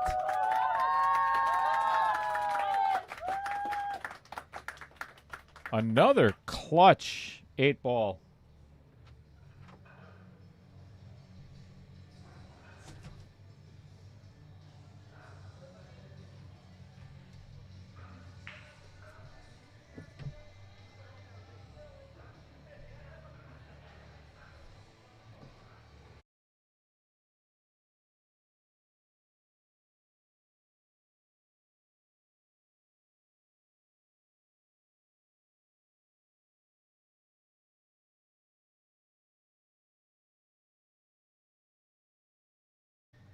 Well, that was a big swing.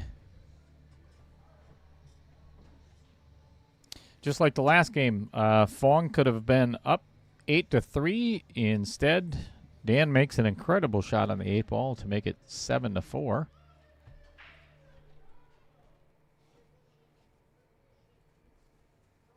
And nothing going down again. Coming up dry.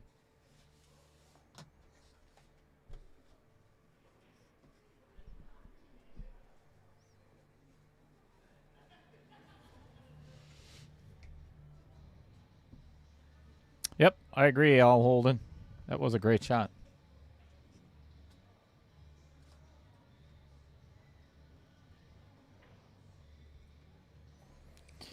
Phong going for the... I'm not even sure which ball he shot at. 10 ball? We'll find out on the replay real quick. Either way, he missed.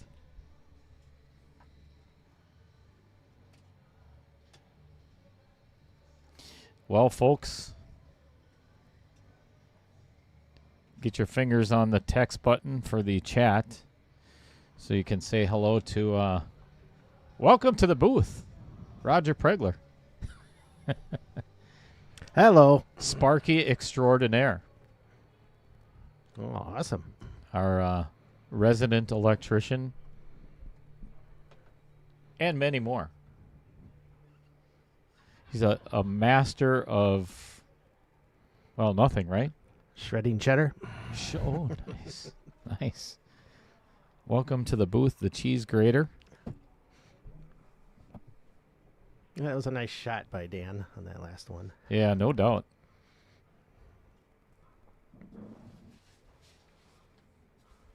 Well, nobody's thrown a challenge flag yet today. That's, you got them. They're both laying over there, right next to the scoreboard. That's good. No, Al, I took third. Scott Kugel took first, and Ryan Boehm took second.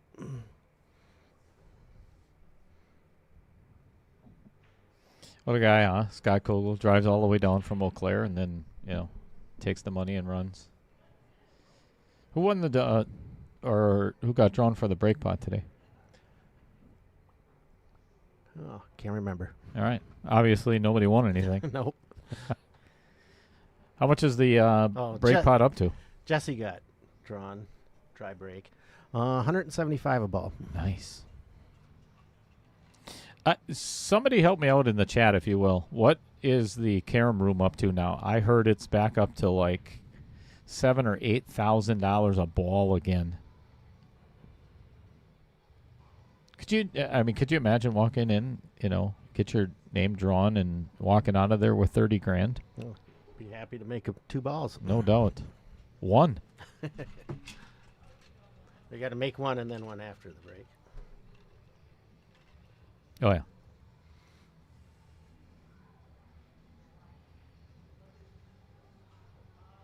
Yes, Brittany, I am.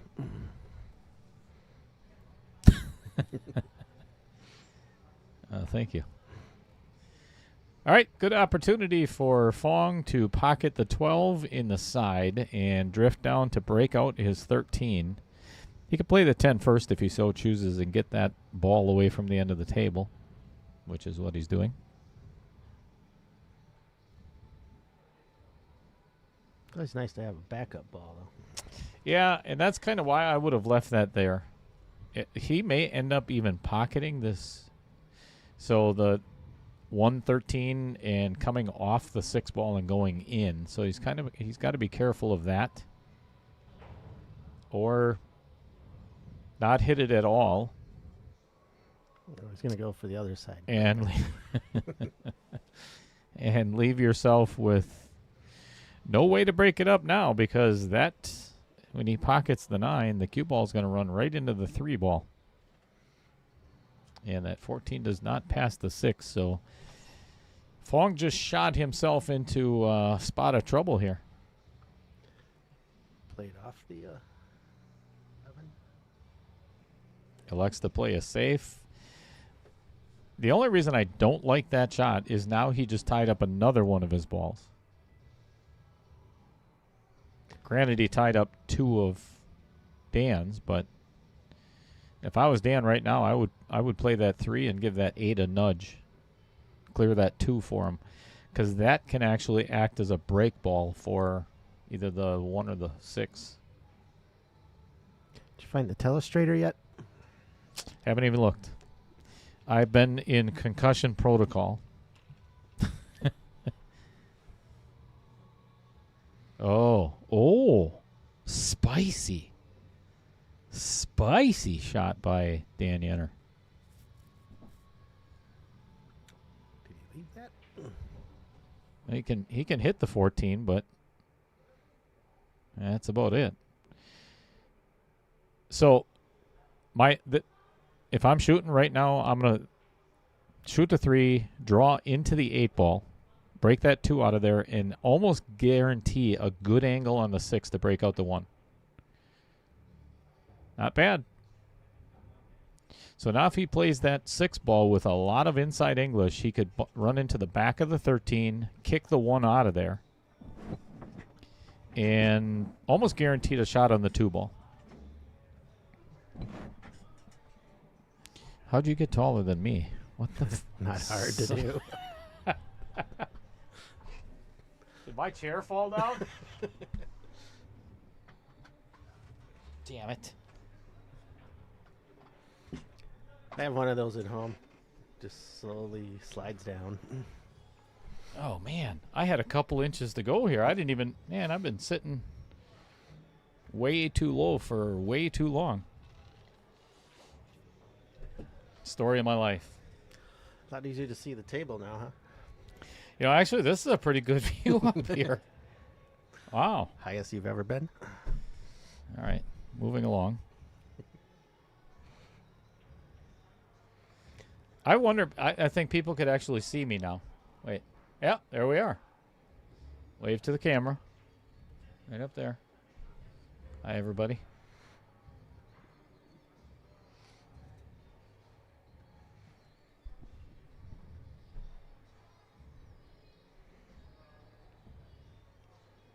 Now the top of my head is cut off. Did it show up on the brain scan? No, I had the brain scan, and then they didn't find anything at all.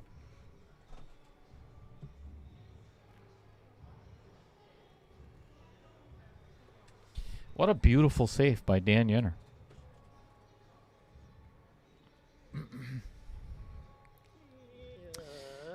And no. Oh. No.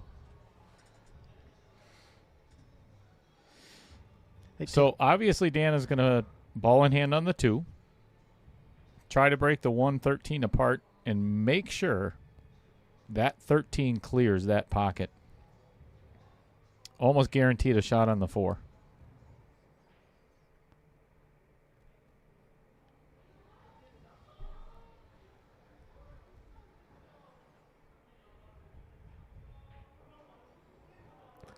Wow. It's thin. So even though he didn't clear it, I think if I was Dan, I would just roll right into the 1 ball. You know, leave Phong with either a kick or something on the 9 or 14 or... Yep. Looks like that's what he's doing.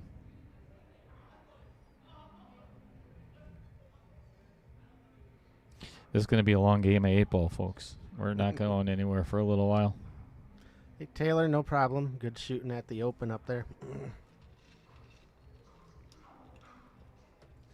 Rolling Star, what's happening? Jamie Caston joining the chat. What's going on, Jamie? You all done golfing for the season, or you got a couple of rounds left in you? The open stream, I would be willing to bet that is Patrick Glynn tuning in from the Mad Apple, cheering on Phong. What's going on, Patrick? And or Chris G.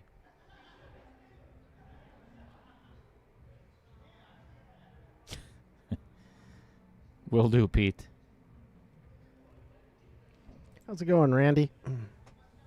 Roger, they've been giving me crap. Probably well deserved. For sure. For not wearing my helmet. Mm. Left it at home again. Mrs. Cheddar is not going to be happy. Well, Phong either has to kick at the 9 ball or jump over the top of... All right, what direction are we going here? Oh, lots of spin. Missing all of them. So, if I'm Dan Yenor, I am going to put this cue ball right behind the 1 and just nudge that 13 out of the way and leave the cue ball right there. Because it makes a very difficult kick with the 8, 9, 14 there. Even if he puts it somewhere by the pocket. Leaves a very difficult jump shot. And breaks his 1 out. Scott Kugel, I don't remember sending you an invite. Yeah, who asked him to come down from Eau Claire? Jeez. Or up from Richfield, I guess. Congrats to Scott Kugel on winning Sunday's Dealer's Choice. How many players were there, Roger? 12. Today. 12. Good turnout for Packer Sunday. Always. Oh, geez, there's that other guy in the chat, too. That Tom Joss guy.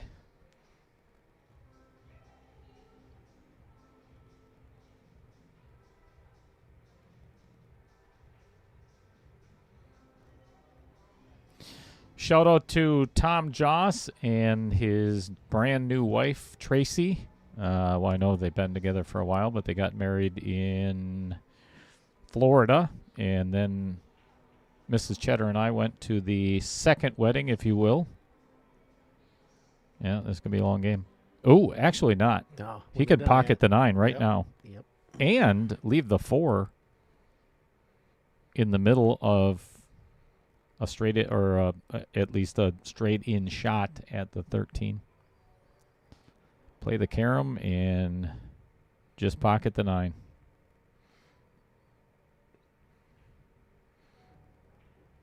Beautifully done. Beautifully done. And again, now you're looking at how is Dan going to get his 1 out of there.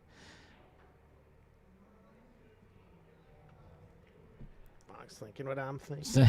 Yep. Do I pocket the 4, leave it on? He's going to do this.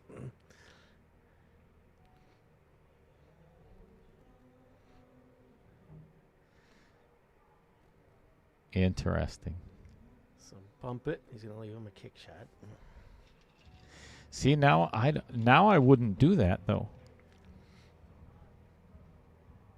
I think I would just maybe get a little separation, but don't put the 13 by the pocket.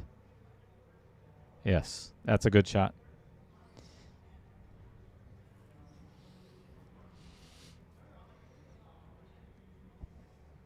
Fred Dodge saying, so we meet again, eh, Patrick? So it must be Patrick Lynn. Wow. Great hit by Phong.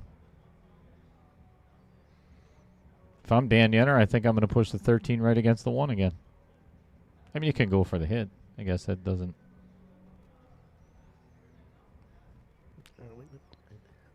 Yeah. Now Fong's going to take the bank.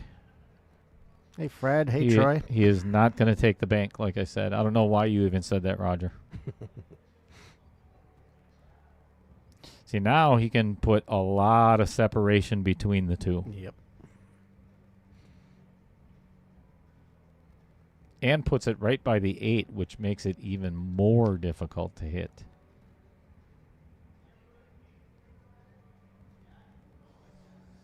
What's going on, Troy?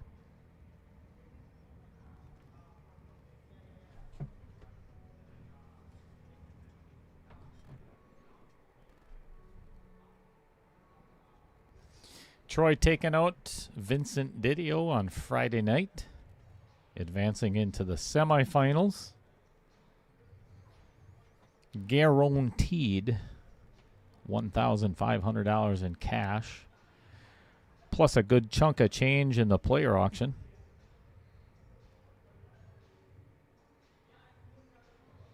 Man, this is a tough hit. Yeah, being on the rail, you can't even shoot above it and narrow it up.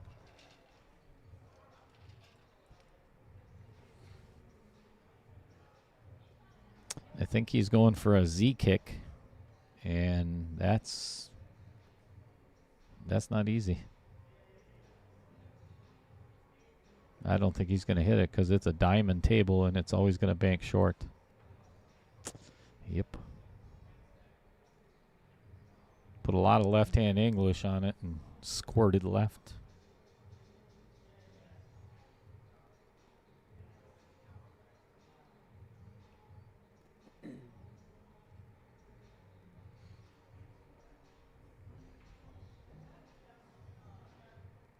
Coming a little far on the shape, but still in okay position.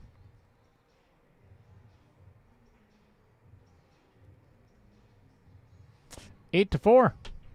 All tied up. Thank you, Matt Strong.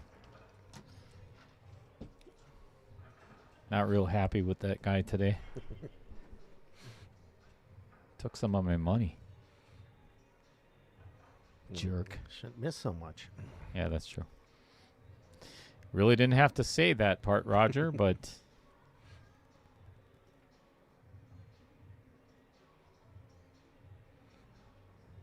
I don't know if it was missing so much as not quite getting the safeties. yeah, and not as an excuse because I'm here all the time, but I just don't play anymore. I mean, other than League on Thursday nights, man, I can't remember the last time I picked up my freaking cue. I thought you were going to blame it on the concussion. And I have a concussion, so that doesn't help. Matt should feel guilty. You know, you know what, Roger? You're right. I think he should give me my money back. How dare you take advantage of one of... I thought we were friends. He's not listening anyway. He even said the other day, he's like, stream? What stream? You have a stream? Ooh, tied up the 2. 6 is going to be a little tough to get on as well. I think it goes past the 8. Yep.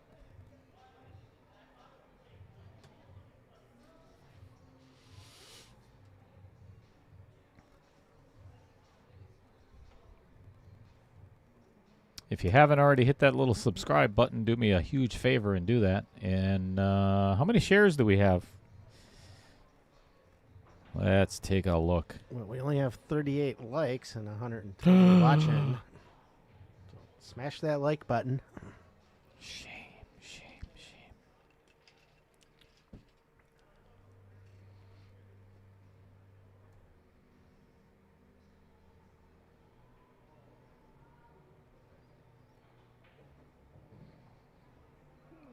Phong went to bust the 2 and missed. And blocked a 6 up in the corner.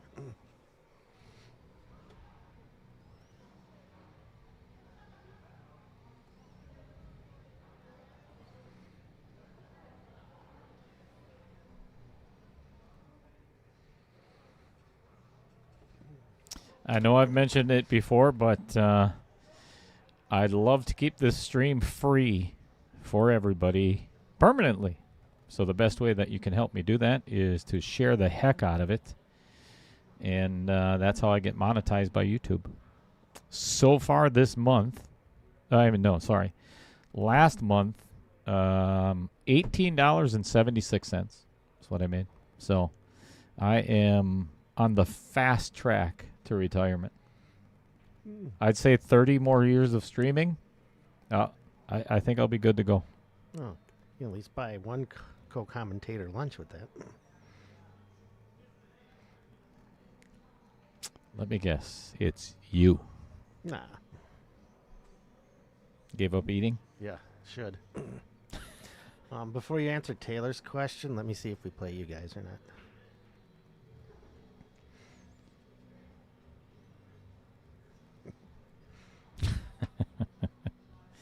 I'll be fine, Taylor.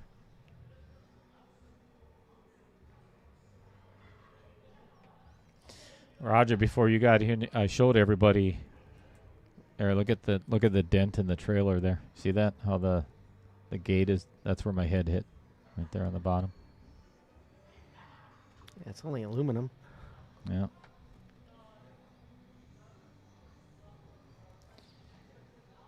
Now the cheese has definitely slipped off the cracker.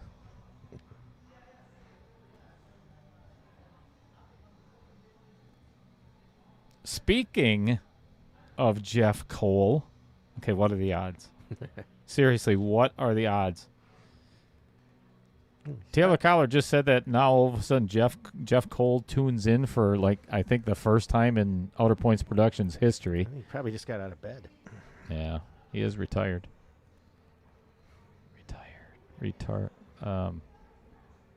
What's the right word? Is it retired or retarded? I always get those two confused. Mike Schultz has a good idea for you too. Oh boy, I'm actually quite afraid. If you're making that kind of money on the stream, you can start running some added money.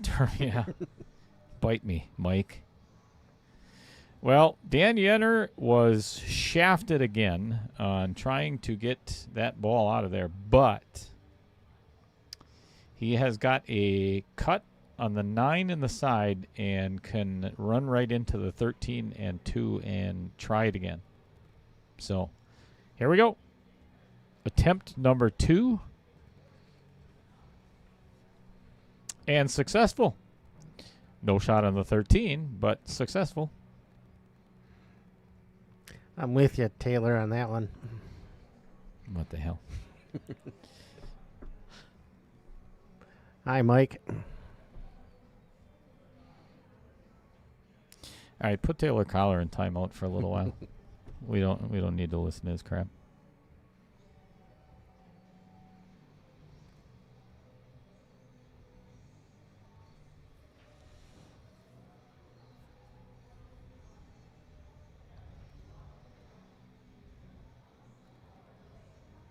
Roger, how would you play this?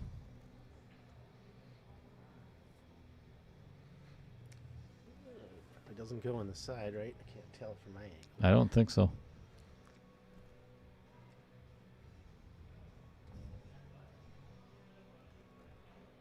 Maybe. Yeah, just missing the side pocket there. Hard to tell. Goes across the spot it should go.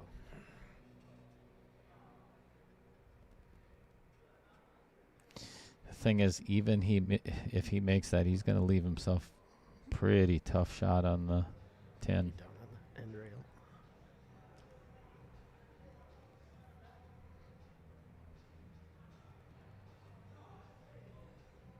Well, it's not a gimme shape on the 6 because this 8 could come into play. Pocketing the 3 in the side is not too tough, but he does have to escape the 8 ball.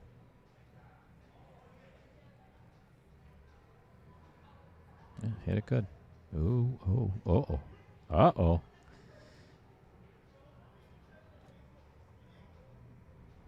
That's no fun. Safety. Yep, all day. What's going on? Is that Judy Ninke or Ed Ninke.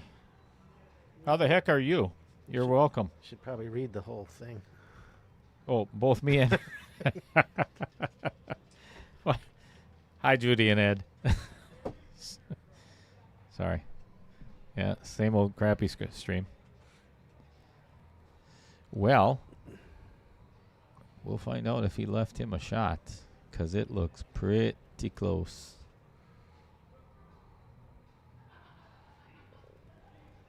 If he doesn't have a shot on the 13, I'm pretty sure he has a shot on the 10. Yep.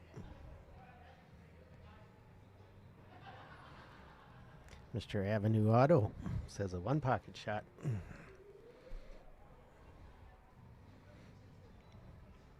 I don't like this draw. You draw it right into the side pocket. What? That thing. All right, let's go to the overhead cam. Look at that cue ball. Oh, it's got another quarter. If a fly comes out there and lands on that ball right now, I guarantee it's dropping. Oh, he's drawing again. Too bad he didn't have his reaction on his face when he saw that. Yeah, no doubt. Good shot.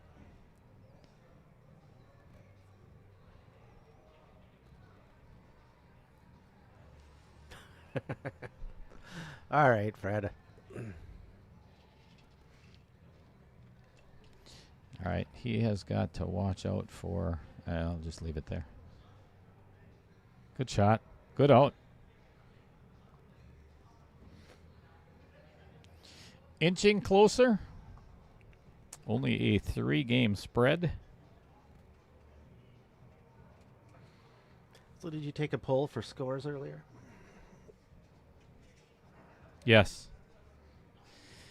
And so I don't have to go back and... Because I know you can only go back so far on the comments. I don't think you can scroll all the way to the top. I might be mistaken, but... Can you go all the way to the very, very beginning? Nope.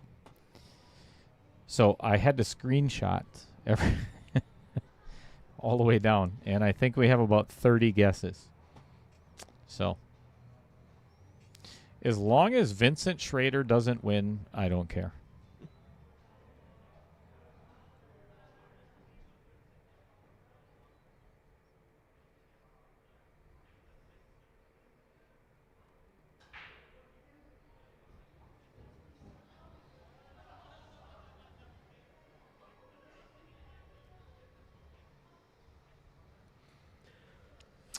All right, I have to tell a little story here. If you weren't here earlier, I told exactly what the doctor said to me when I went to urgent care. Me and Mrs. Cheddar went to urgent care yesterday and had my head examined, which she's been begging for 9 years. But when I got in there, the doctor came and she asked, all right, tell me what happened. And I just pointed at Mrs. Cheddar and said, she hit me with a frying pan. So I blamed it all on her. Well, and the doctor looked at me and said, well, obviously she didn't do a very good job because you're still here. So thanks to my doctor, I just got a message from Ed Ninke just now. And it says, and I quote, I don't believe your trailer story. I think Lisa smacked you in the head, and you are embarrassed to tell the truth, and you are using the concussed story to get a money match. All right. You caught me, Ed. Yeah. In all reality, which one's more believable? Yeah, that's... I would go with Mrs. Cheddar slapping the hell out of me. That's... Beautifully struck. I don't see a whole lot of trouble here, Roger. Nope. 15-10. Could play the 9 first and scoot over for the 10, but I would like play the 15 first. 15, 10, 9, 12, 8. The biggest trouble is going to be this 12 ball. And actually, if we can get on it first here. Well, I think he's got to move that 9 out of the way first. You shoot it in the side. Play the short side of the 12. And it might go all the way up, too. Can't tell. Are you crazy? 2-ball in the way. Oh, that corner. Yeah, that's a possibility. I don't think that, too. Ooh. Tried spinning into the 7 to give it a little bit of a nudge and forgot to make the 10. Leaving Phong to deal with it. And I don't know if he has much of a shot here. Yikes. Super thin cut on the 5 in the side. Then he could blast that 7 out of there, but that could easily make the 8-ball too. Straight overhead. Does he got a cut on the 1?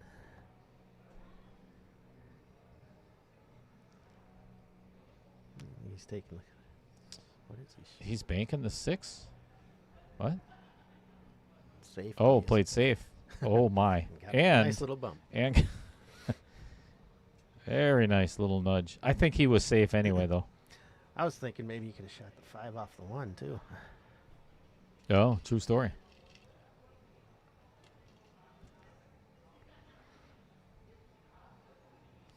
Well, the only thing in Dan's favor is the fact that, oh boy, now he's got all 3 balls tied up.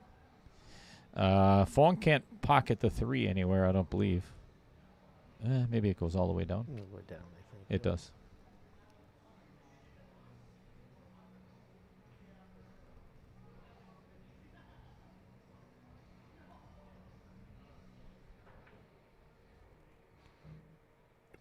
Well, here's the break on the 7 if he so chooses. Thin cut on the 6. Or you could actually play the 3 and run into the 7 as well. Yep. I think I'd play the 6. Or play safe. Yeah. What Fred Renner said. Give me a break, Roger. I saw that before.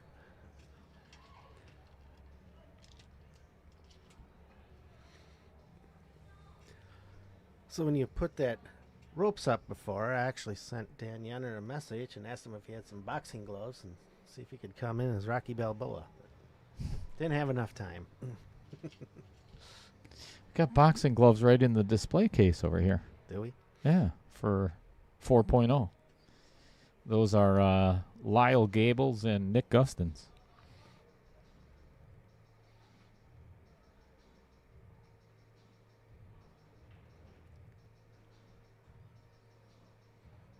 Still working on that 7 ball. And I think he can get to it off of this 2. Still got to get on the 3. But still has to get on the 3. Yep.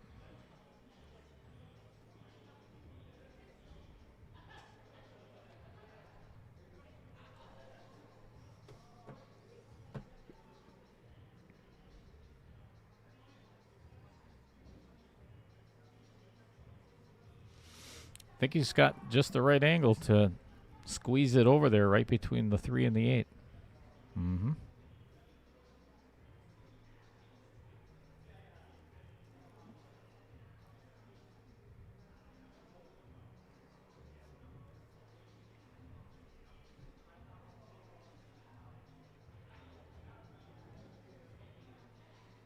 Uh-oh.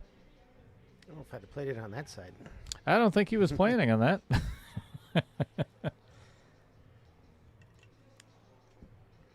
Well, maybe he was trying to get the short side plate down in the corner. All right. He called the Vincent Didio Memorial Pocket.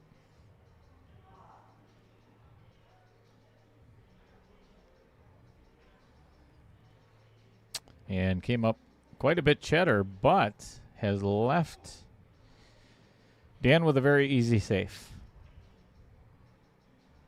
Right side of the 9, put the cue ball somewhere down by the 8 ball. You can almost play this 2-way. Off the left side of the 12? Bank the 9 and Oh, I don't think I'd do that. shoot the 12 down in the corner. I don't think I'd do that. Although, if you do miss the 9 and leave it in front of the pocket, that makes it even harder for Dan's, or I mean Fong's 3 ball. It's not a bad idea.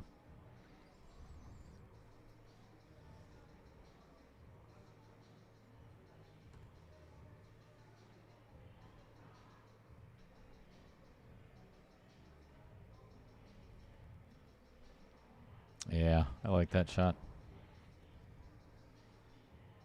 Kong, really? Kong. Kong Fong. Kong. Something ducky. Asian ducky, that's it. Asian ducky going for the 3 ball in the corner, and look at where he left Dan again. Yikes.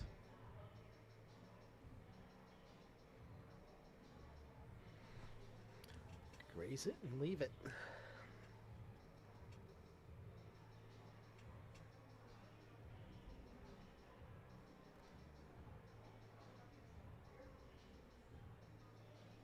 Yep, just thin the crap out of it. Make sure that cue ball gets all the way down there.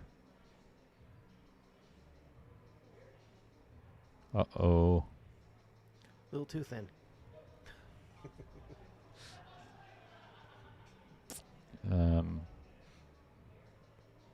Don't you mean a little so thick? I do. Okay. Just checking. All right. Left them wide open. Apparently not wide open enough.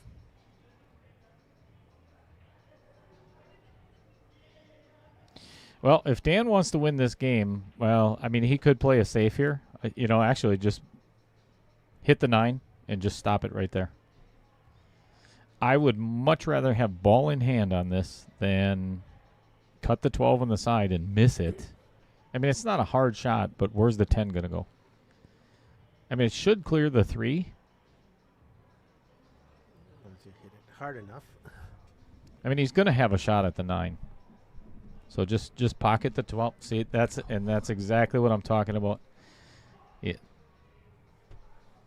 You're so much better off not taking the risk and playing a smart shot where your opponent has to kick.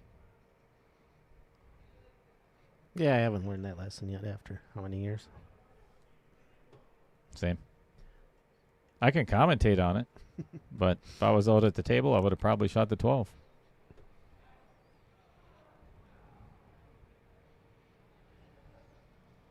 Hit it good. Yeah, that was a giveaway by Dan there.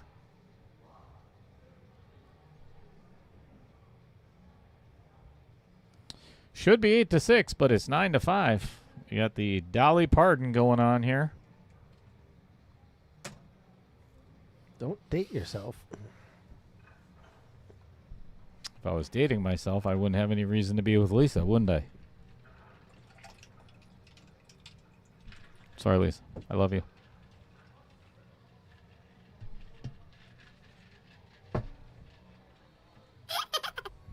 Sorry. I'll be in the garage in the morning.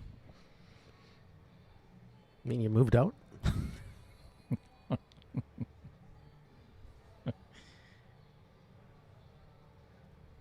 Yes, Andy Coons, I meant Kyle. Did I say Lyle?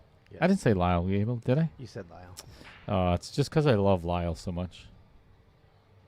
He's one of my favorite people.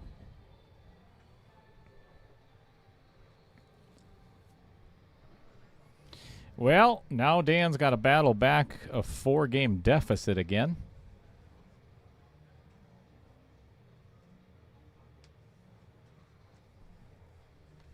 Roger Pregler in the booth doing calisthenics. Sore shoulder. Too much pool? Could be. Shoulder. I had frozen shoulder on once upon a time. Of course, I waited till it hurt so bad I couldn't stand it, and then I decided to go to the doctor. That's what us guys do. And then the first time they diagnosed it wrong. It was another 6 weeks before they figured it out. They thought it was in your head? That too.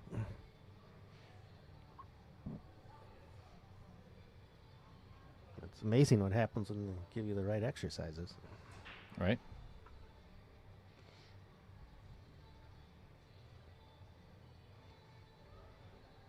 Yikes. Well, he didn't leave Phong with anything tremendously easy here. I mean, 4-ball isn't bad, but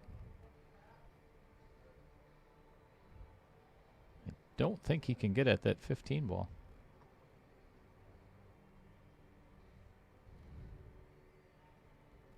Maybe. Nope.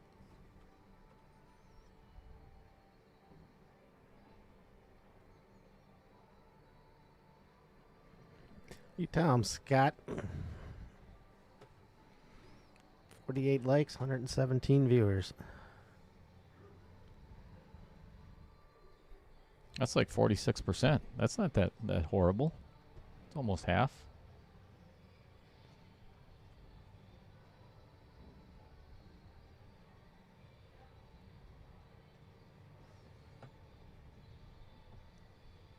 Share the hell out of it. Let's play a game. Let's play Where Are You From? Actually, where are you tuning in from? Let's get everybody involved in the chat. I want to see 117 people telling me where they're tuning in from. Go.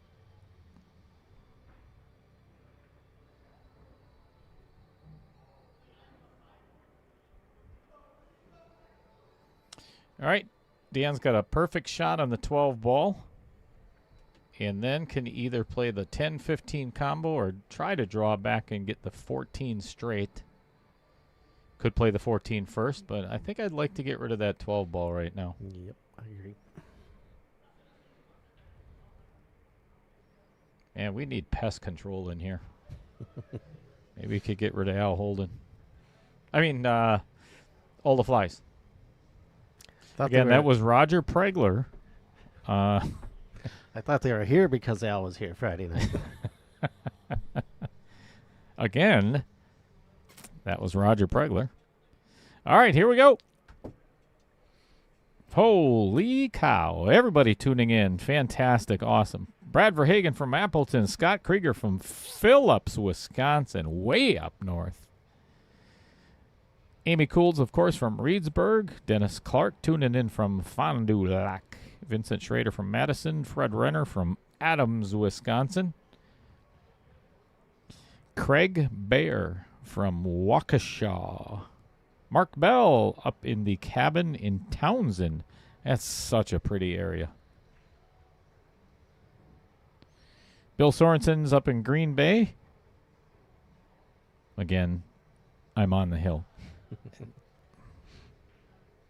You really have to stop lying to people, Bill. Trevor Simpson from Fort Atkinson. Troy Islandsea from Pickett.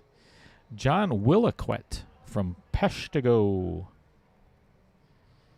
Justin Ellenson in a hotel in Minnesota. Brittany Nguyen in Green Bay. Really? What? Again, that was Roger Pregler. My lips no match. What a... I thought he made that. It's not a bad place to leave it, I'll tell you that. Al Holden said he'll tell me on Tuesday. I know he's from Waupun, so he most likely the penitentiary, I'm assuming. Isn't he on... he's on Huber, isn't he? Huber release?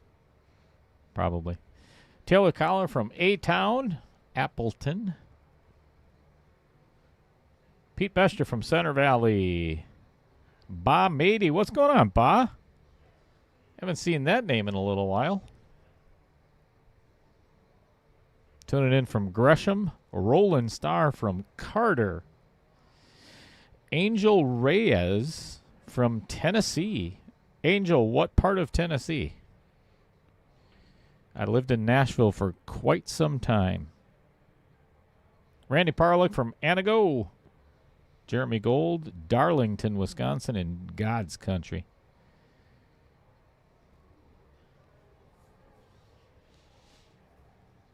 Roger Pregler is such a nice... Mark, you've been drinking up at the cabin again, huh? Go figure.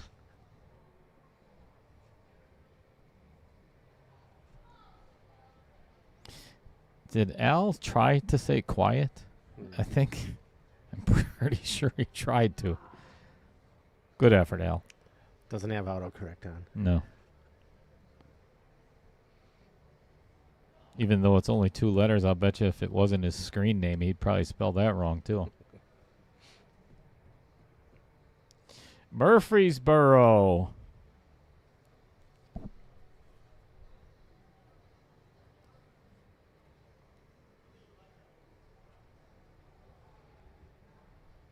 Wow, that is a mess down there.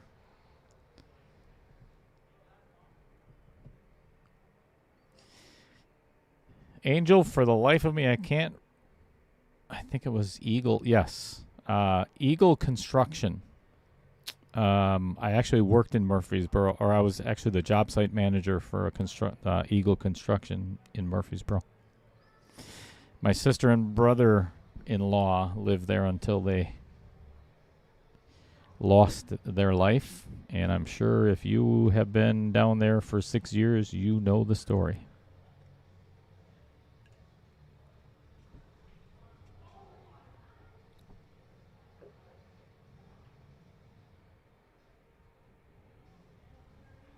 Good shot.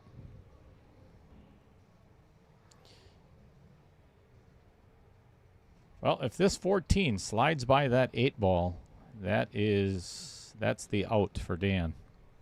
Looks like it does.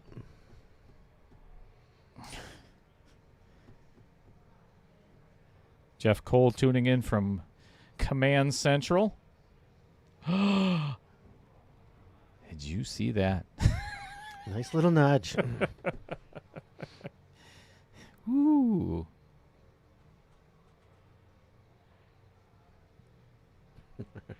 Wow. Uh-oh. Got a steep cut. You know, he looked a little bit straight on that 15 to be able to force it over there. Now he's got to let the cue ball run a little wild.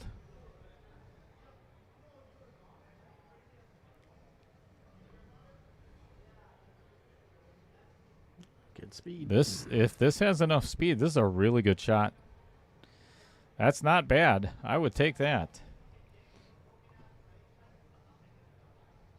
But we are going for, you know what? Dan Yenor has not had. I'm not even going to say it. I guarantee if it'll be a commentator's curse if I do. Even though I don't believe in it, but George Romer from Milwaukee. Angel Reyes is at Arnold Air Force Base. Beautifully struck. Good pocket speed.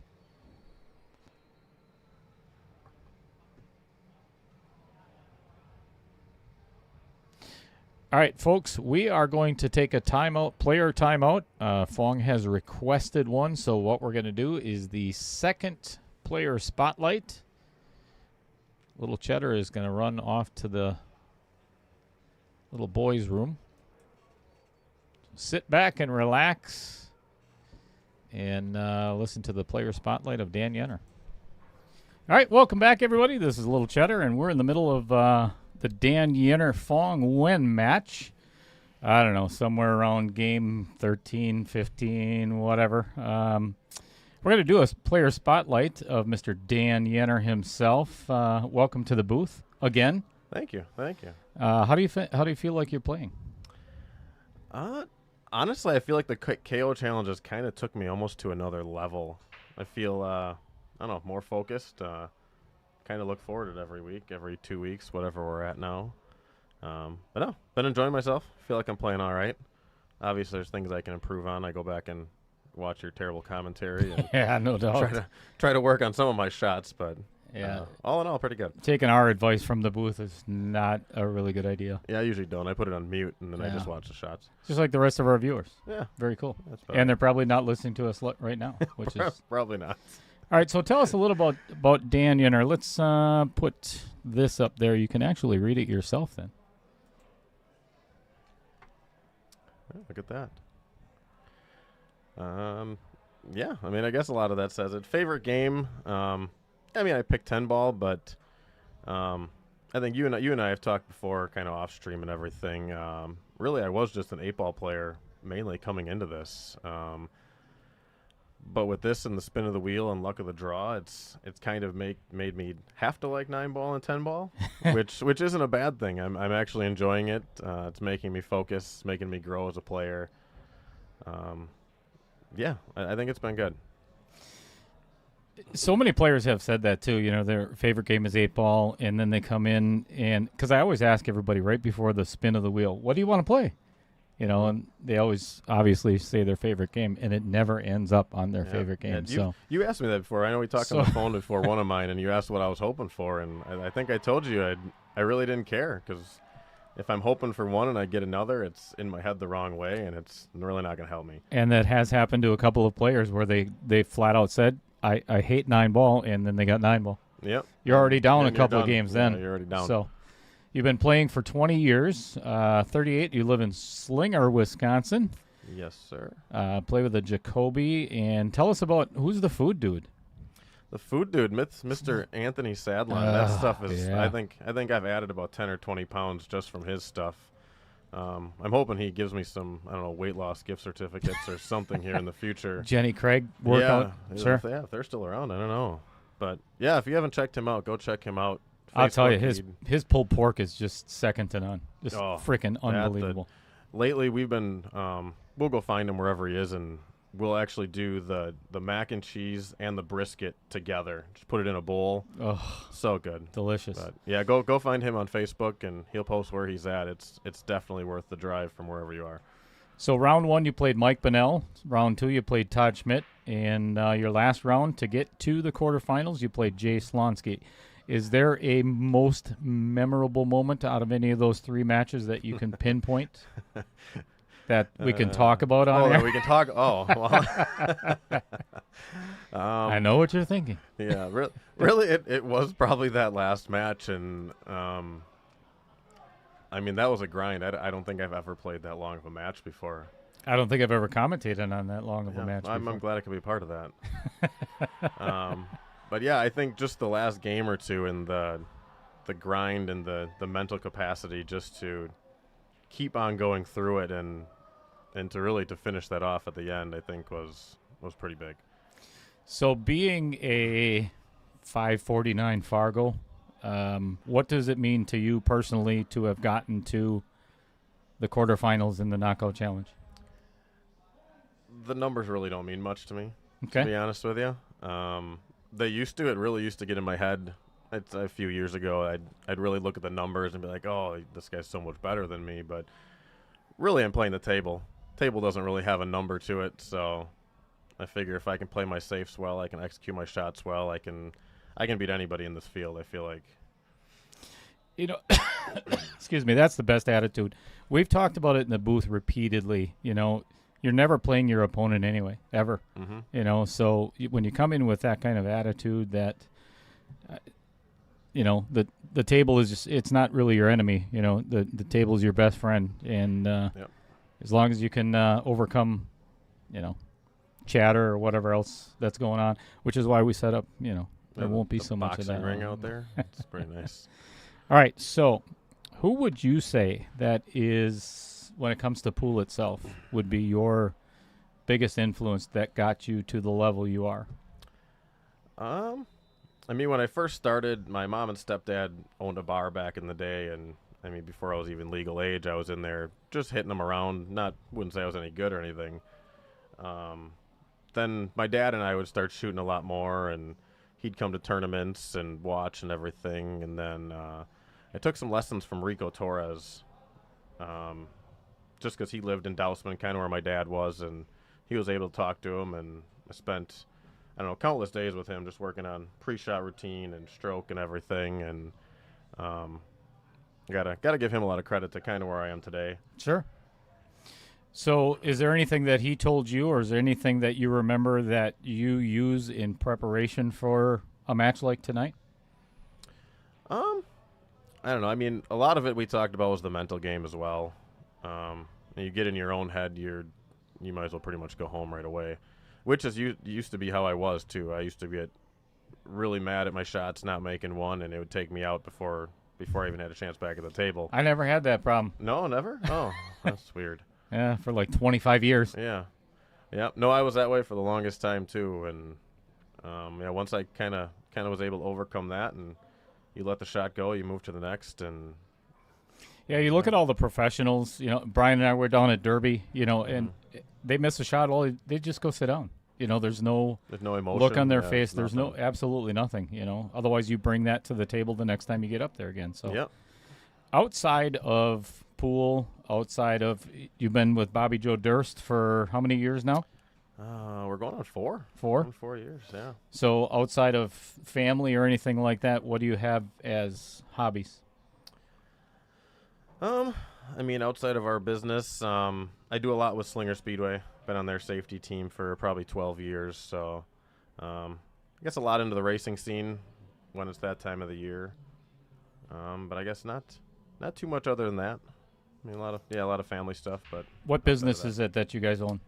a lay health team. So Bobby's a psychiatric mental health nurse practitioner, and we have our own private practice down in Pewaukee. And do a lot of telehealth, a lot of virtual stuff. So that kind of gives our outreach a little bit more. We can get to people that are. What's her number again? Yeah, you might need that. It's not might. Yeah. I'll even come up and drive you down too. I'll help you out. I don't think you're going to fit in my Mini Cooper. All right. So, is there anything? So you're going to go out and warm up in just a couple of minutes here. And is there any drills or anything that you use, or you just hit balls around and get loose? Honestly, I've kind of told myself. I go out there, to get loose. I'm stretching everything, and really, when I practice, I'm just trying to get that fluid stroke and everything. If I pocket the ball, great. If I don't, I'm not too worried about it. Really, if I'd played a game for practice or whatever, really, it kind of sucks actually. But I'm not too worried about making the balls. I'm more worried about getting my arm loose and getting in stroke a little bit. If I am feeling pretty good, I'll kind of just start from one corner to one corner and put a ball in the middle with the cue ball just straight in a line and just kind of fire them in just to really loosen up my arm and kind of get the feel that way. All right. Well, I hope you're doing well in the match, and congratulations on making it to the quarterfinals, and best of luck tonight. So, thank you. Appreciate it. Thank you very much.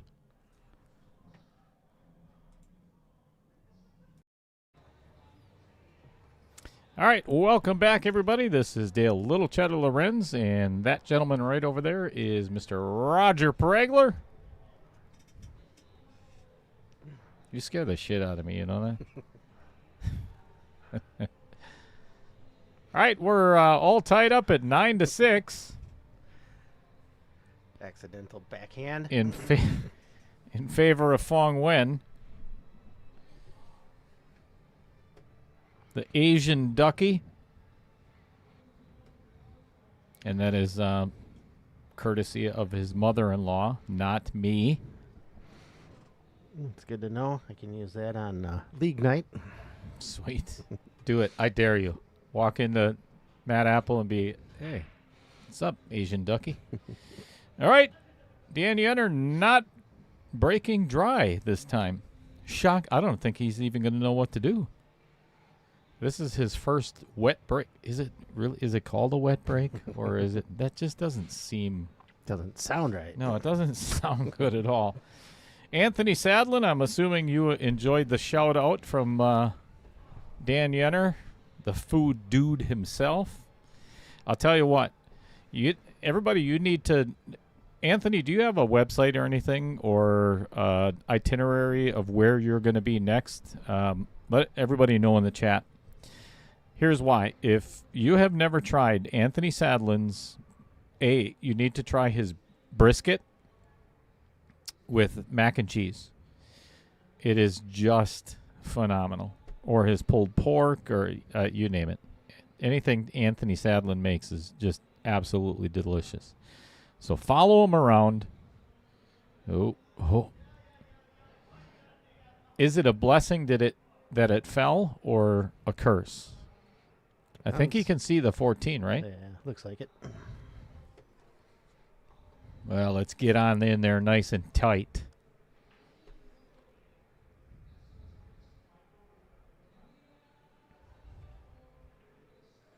It goes, and he breaks out the 8-ball and puts it in a much better position. So let's go to the long view, And I don't think that 13 passes the 5. Boy, it's close.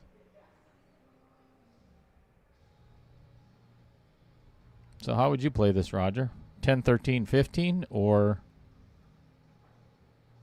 He's got a plan because he got down on this pretty quick.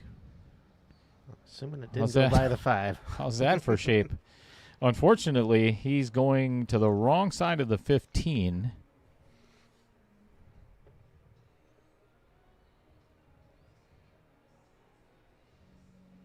So he's going to have to jack up on this 13 and pop it into the side and try to get enough momentum on that cue ball to come back out to play the 15 in the Vincent Didio Memorial pocket. Yikes. This is tough. Oh, look at where he left Phong. Look at what he did. He left Phong with a bank on the 5. Nice thin cut. What? No. No.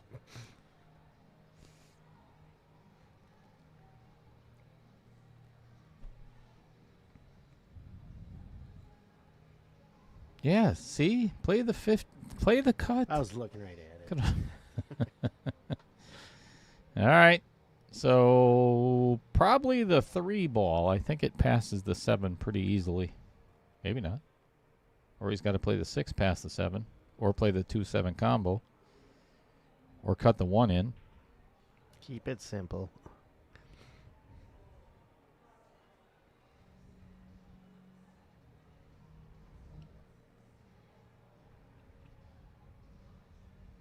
The only potential trouble I see here is possibly the 6 ball. That would be about it.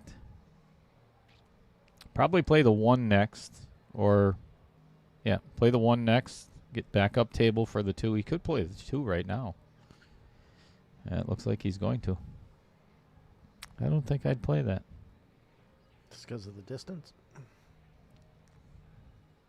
Yeah, I would have played the 2 for sure.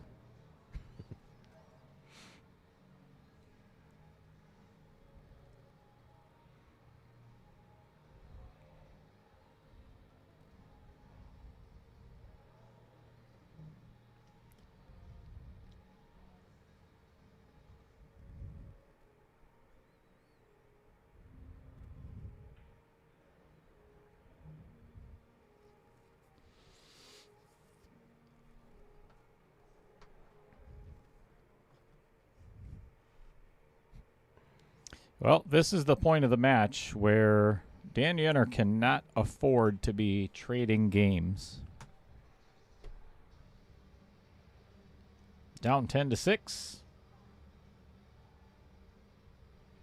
So, give everybody an idea of what is coming up tomorrow night and Tuesday night. So I don't misquote. Hold on a second. Put the wrong names up? Nope.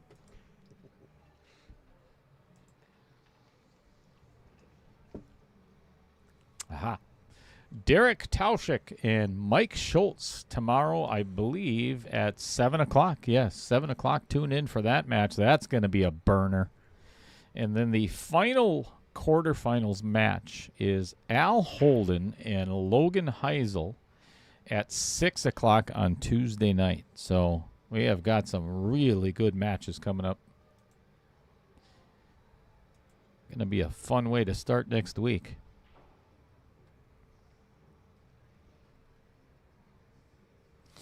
Tomorrow night, joining me in the booth is the postman, Corey Peterson, who is friends of Mike Schultz. And then on Tuesday night, for Al Holden and Logan Heisel, the one and only Blood, John Kutnick is going to be back in the booth again. God help us all. Say, help John, he's with you. No, help me, because John's with me. Brittany Nguyen, there it is. Team Asian Ducky. Craig Bear says, bear down, Dan. Let's Fricking. f***ing go. Thank you, YouTube.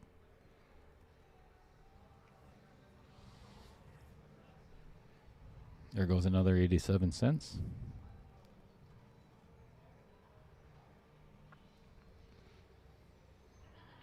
I think we're in for a long game here.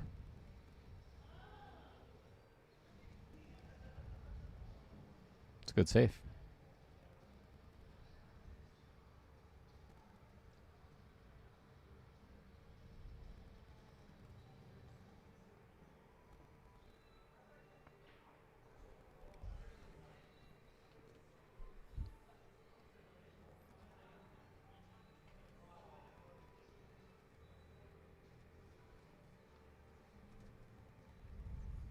Nice shot. No doubt.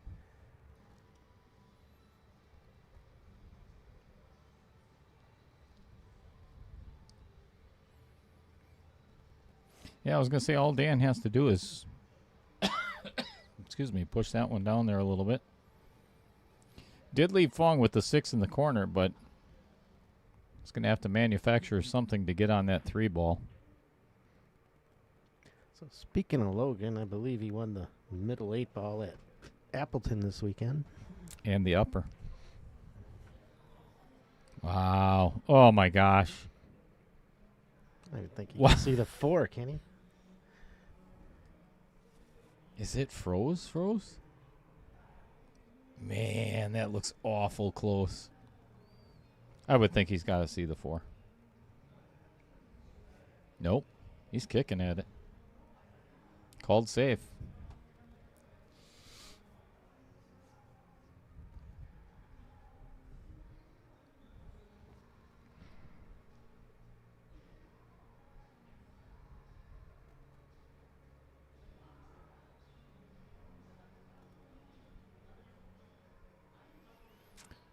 Well, if that 5 wasn't there, it would make things a lot easier for Dan, but I believe he can bear down on this 11 ball and run right into the 9. That would be my objective. So Fred Renner says he won the upper 10 ball and middle 8 ball. Just a reminder, he's 16 years old.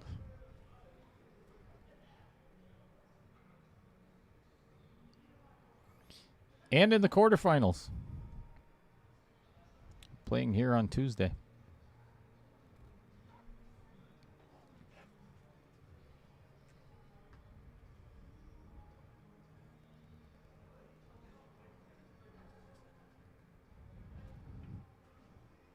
Oh, you got to be kidding. Oh, that 4 was... He just screwed... He just tied up his 12 ball. But if it wasn't for the 4, that cue ball would have scratched.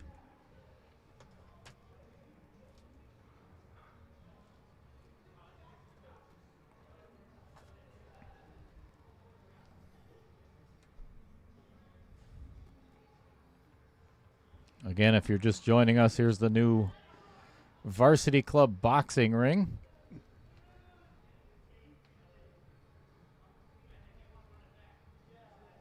Knockout challenge ring, if you will.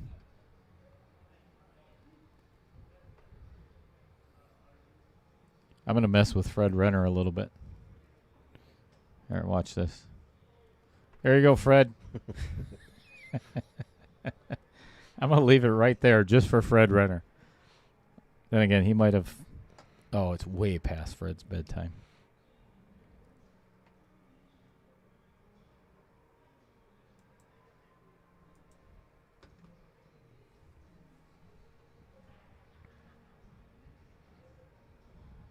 Ooh, yeah, that could have ended that game real quick.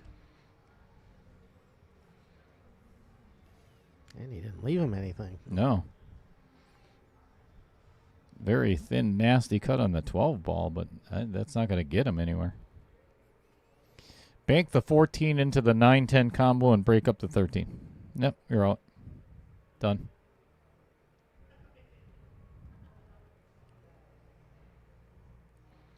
Feel enough room to cut that 14?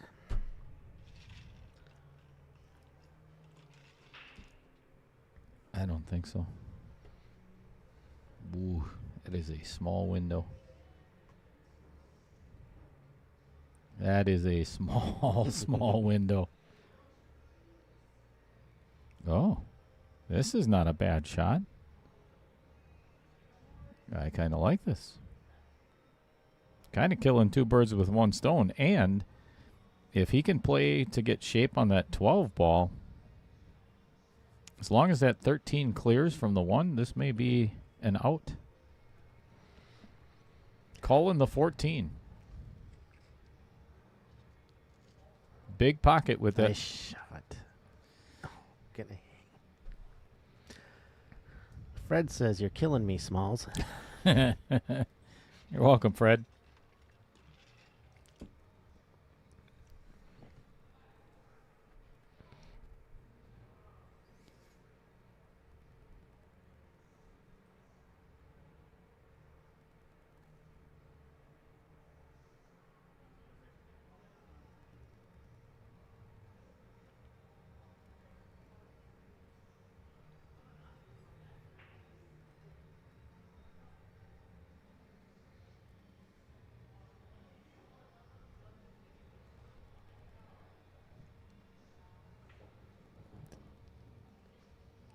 Oh, brutal. I think it'll go, though. If he plays the 4 right now, I think it'll go in with the 14.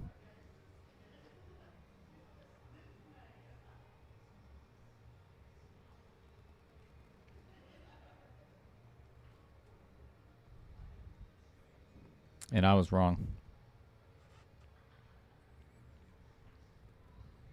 Yeah, first time tonight. It's not too bad, I guess.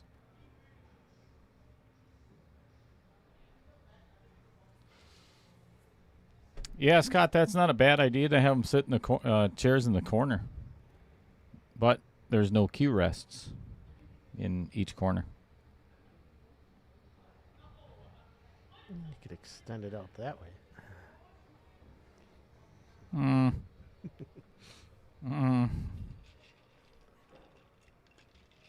I think I would have management on my rear end. We're already blocking 3 tables.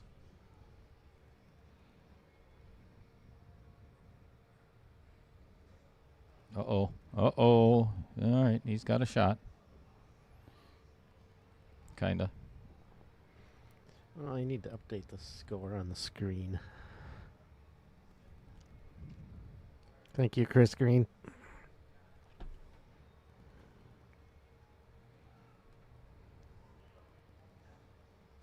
Yeah. Thanks, Chris.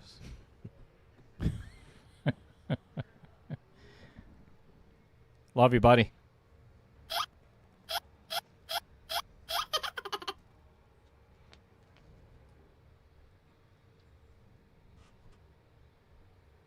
Yikes.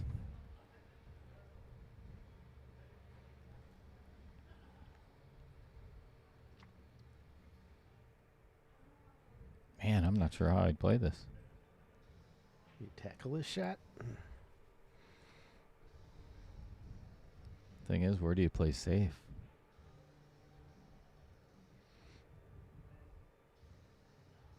If you play the cue ball over there, you're going to leave Phong with a shot at least the 3 in the side. Take it all the way down. Yeah. Are you going to get shape on the 12, though?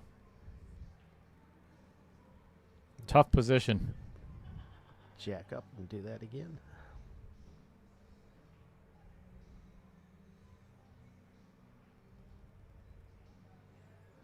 Oh, look at this. Oh, he left him the 4. And the 3 if he wanted. Or the 5. Yeah, no shot on the 1. That's about it. Glad you narrowed that down for us. Thank you.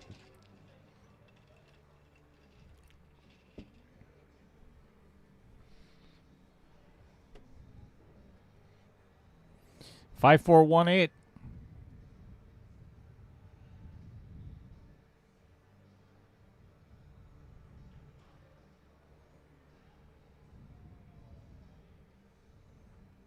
Ooh, this is kind of straight. He may have to play the short side on the 1 to play the 1 in the upper right-hand corner instead of Yeah, he looks perfectly straight. Uh-oh. All right, Roger, you're at the table. Do you play the 9 in the side off the 8? Because you miss the 12, you lose the game, right? I think you almost have to play this shot. That 8 is out far enough where if you don't hit it straight on, it should go in the pocket. But you can't hit it too hard because you could pocket the 8 as well. If I was shooting, I think I would have to play the 9 ball. That 12 is tough.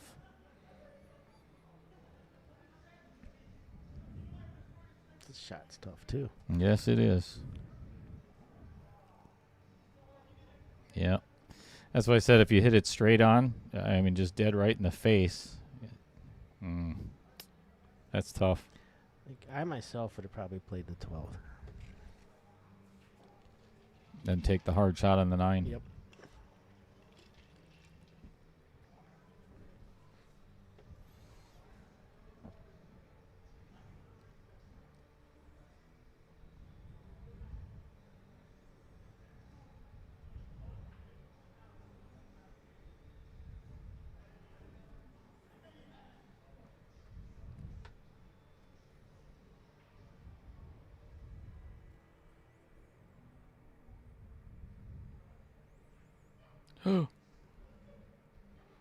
Wow. Shoots like I do, right into the rail. Well, could be a major turning point.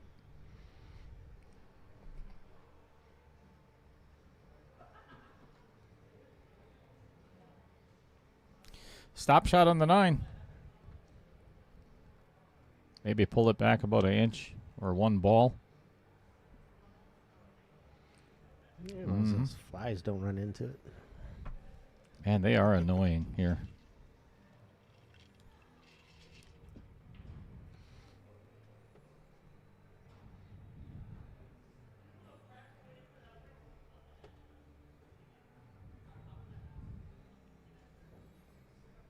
Always good to leave yourself on the rail. I want you to watch. I'm not even going to let you. Well, I can't do that.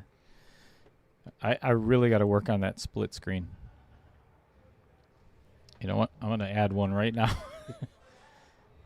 We're going to do a dual camera. All right, let me update the score real quick.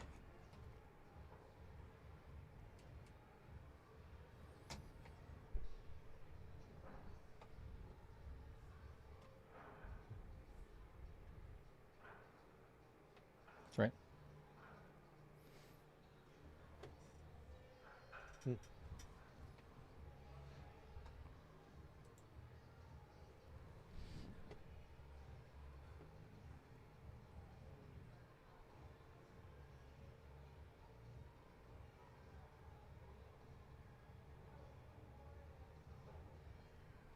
It sucks when you can't remember how to do it. Crap.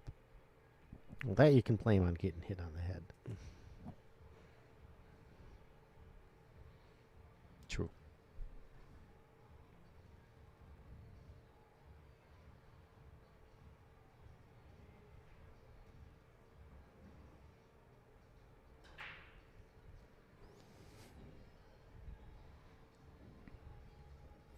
This might not be the most horrible scratch.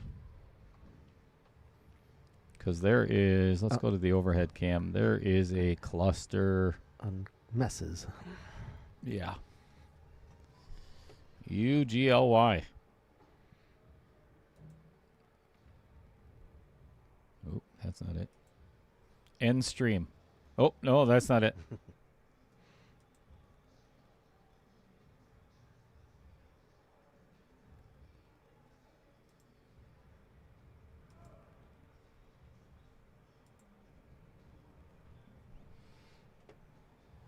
Chris G, it is 10-7 Phong at the moment.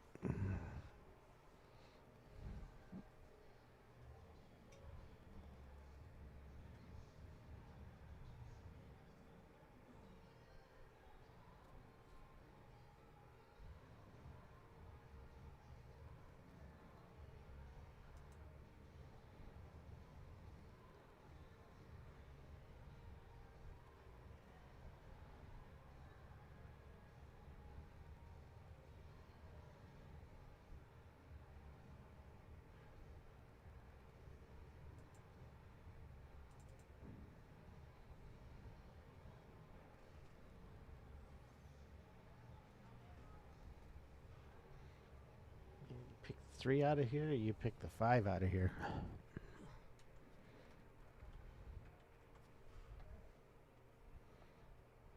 I think I'd pick the 5 out of there.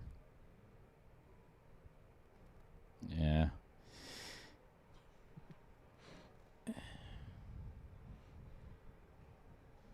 I mean, the 3 does lead to the 6. The 4 doesn't have a pocket. Well, he's got to get way down on the bottom side. The biggest trouble is that 2 ball. Yep.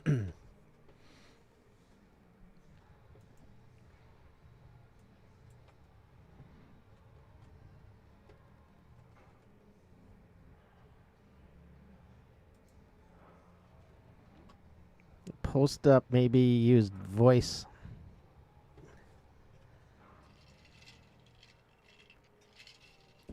Collins Newey tuning in from Sacramento, California. What's going on, Collins? Thanks for joining in. Look who's in the house.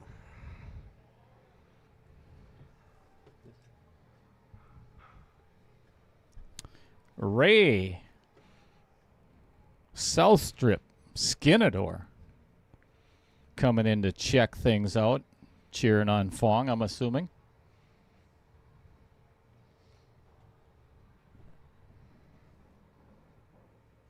Didn't Collins just have a rematch? Collins just did the Brendan Crockett Memorial Tournament a couple weekends ago. Another fabulous stream. I watched some of that.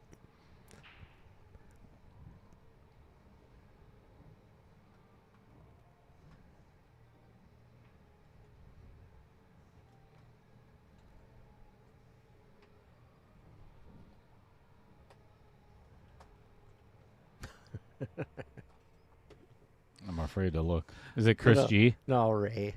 Oh, Ray from Every Ball is a Rail. There you go. Famous saying.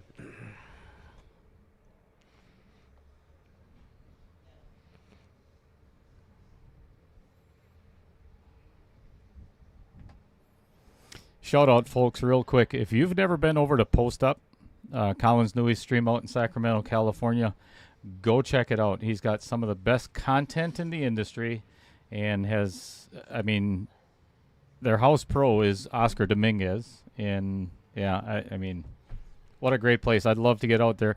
Hey, Collins, send me a plane ticket, if you don't mind. That would be fabulous. Might as well send 2 right away then. Yeah. That way Mrs. Cheddar can go.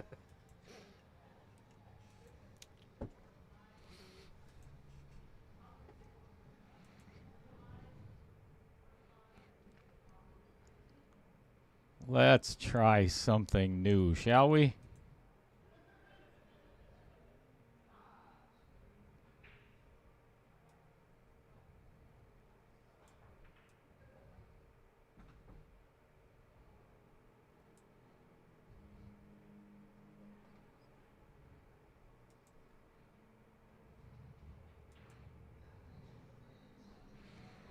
Colin said the ticket's in the mail. Never heard that before.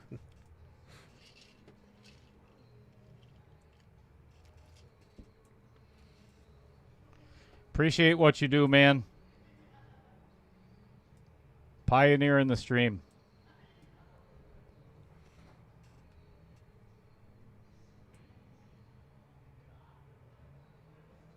Yeah, I think that worked. Let's try it. Here we go. Here's something brand new for everybody. Whoa, it worked. I like it.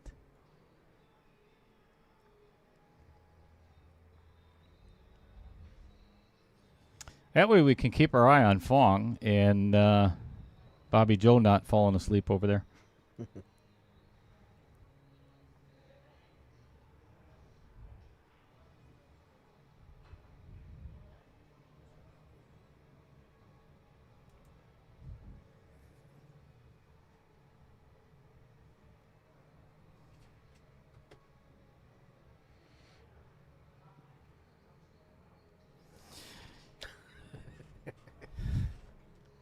Ray.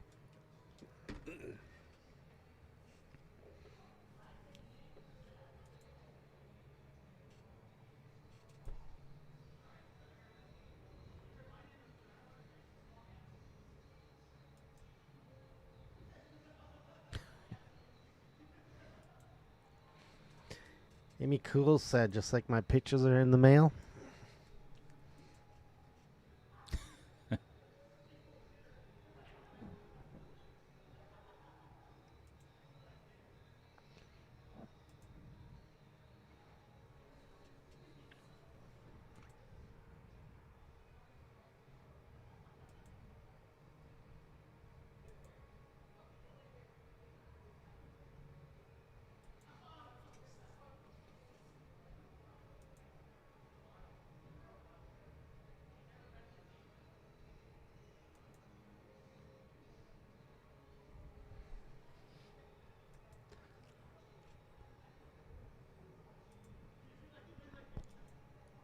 Phong might have sold out this game.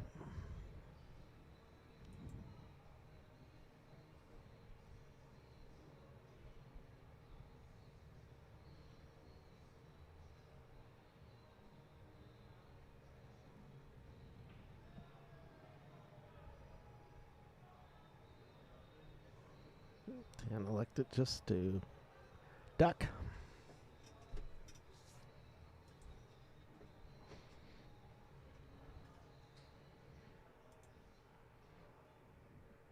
Collins, it's not a mini bar, but it's a good idea.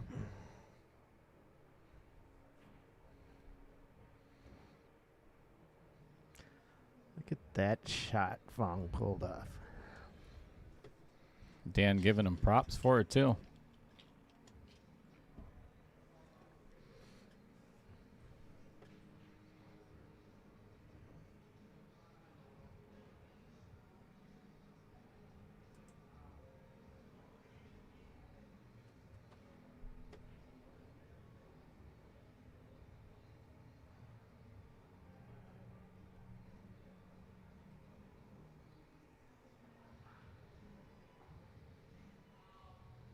Not bad.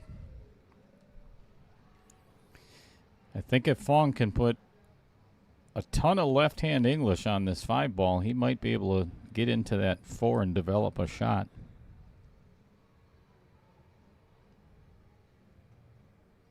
Collins, we got to get one of these. You and I got to chat one of these days. I keep saying that. And we got to get one of these running out by you. Knockout Challenge is doing well. Hopefully going to have a 128-player bracket coming up within the next month or month and a half. You go 2 rails into the 4. Or just miss it and then leave Dan with the breakout.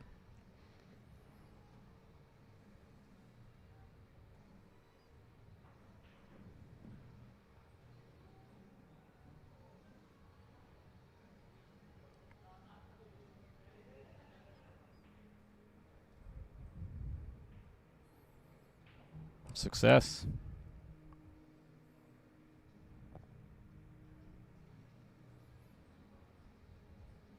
Going to be tough to hold this.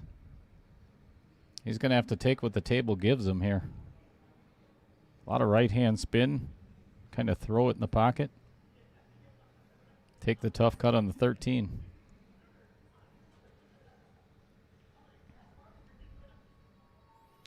Could be a huge game for Dan.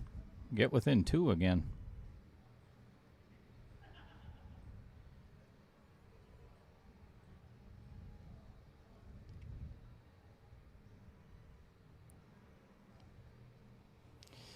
Well, he's left Phong with the 4 down in the Vincent Didio Memorial pocket. That's always a fun one to shoot in.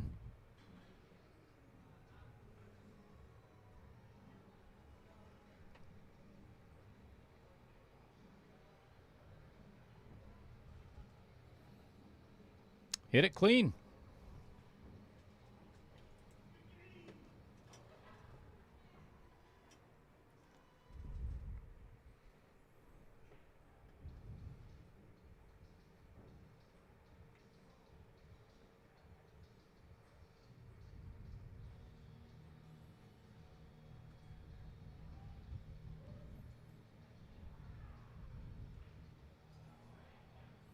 All right, the Asian Ducky pulls within 2 of a guaranteed $1,500 payday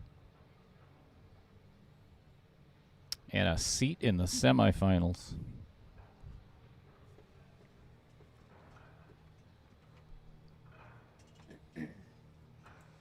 Again, just to reiterate, if you want to tune in tomorrow night at 7 o'clock, we've got Derek Tauschik and Mike Schultz. And in the commentary booth with me is going to be the postman, Mr. Corey Peterson. And then the final match of the quarterfinals, we've got Al Holden and the 16-year-old Logan Heisel playing on Tuesday night at 6 o'clock. You're going to want to tune in for those.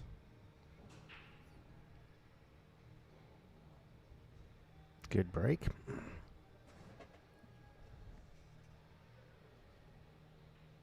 Roger, what are you taking here?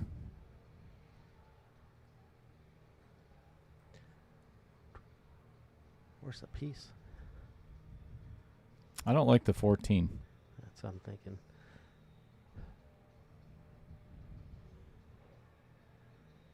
Oh, he can actually develop that right now. Yep. Yep. Ooh. Yep. Got away from the 70s. All right. That might be his next option. Almost a guaranteed shot on the 13. The only one he's really got to worry about now is the 9 ball. Ooh. Every ball is a rail, Ray. Well, as long as he's sitting here, why don't we let's get oh, there he is. Upper left-hand corner, all the way from Las Vegas, Nevada, now leaving. What the hell? Sit down, Ray. Where are you going? He's gone. Let's follow Ray. Yeah, he probably doesn't know we have that ability. Where are you going, Ray? Going to the bar.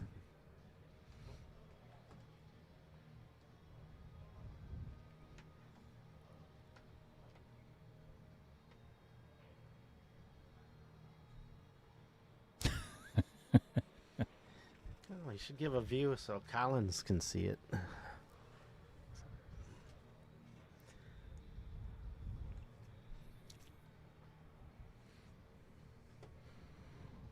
Well, you said Phong needs more Mountain Dew. No. All right. Dan just missing that one, so while Fong's coming up to the table. Here you go, Collins. This is what the varsity club looks like in Oshkosh, Wisconsin.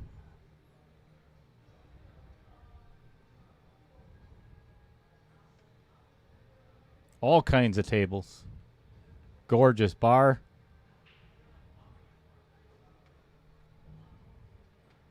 All right, we got a pool match going on here.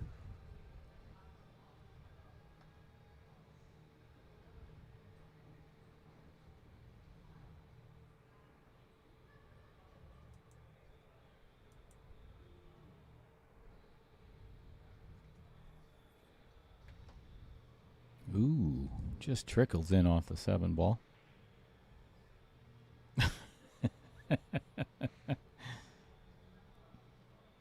Yes, a yellow Red Bull. Yeah, Taylor Collar, I really should have thought about that ahead of time. That probably would have been a smart thing to do. Just not mention Corey.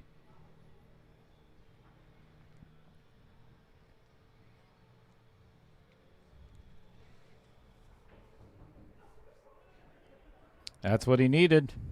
Get on the 9 ball.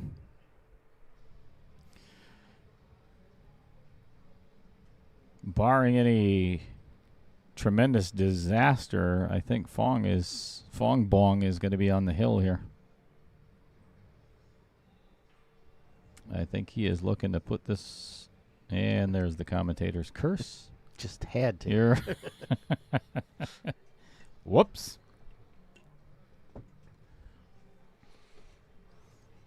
Collins, if you're still out there, do you believe in the commentator's curse from your booth?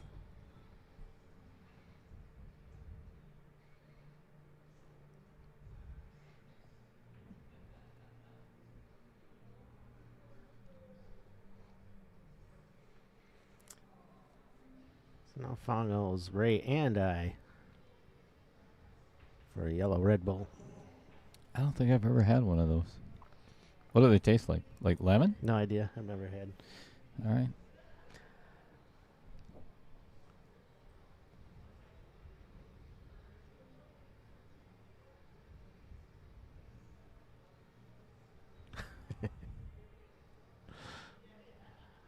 Brittany says, "Quit cursing, Dale. We're trying to win here."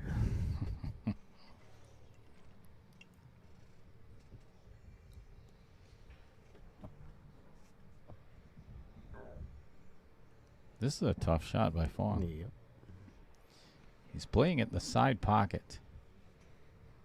Gonna come 2 rails, maybe 3 back out for the 8 in the side. Same side. Oh.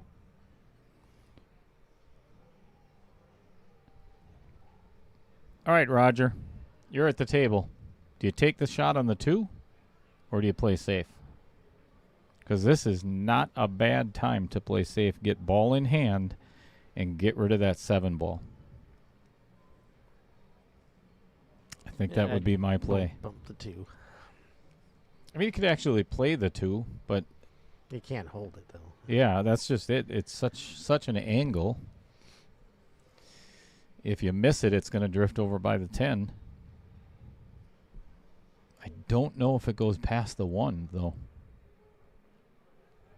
Pretty close.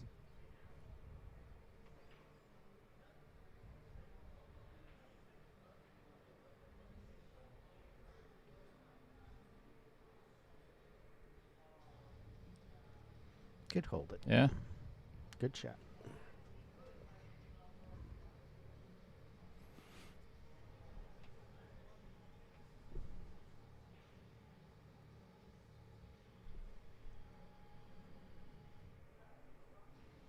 Oh, careful, Shelley Drake. I don't think you know who you're talking about.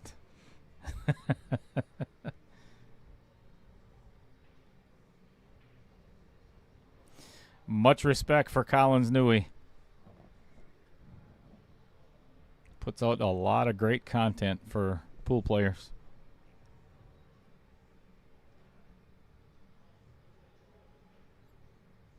Yeah, I like this play. That's even better yet because he may have. I think he still has the. Yeah, he's got the path between the 3 and the 6, so he can still kick at the 10.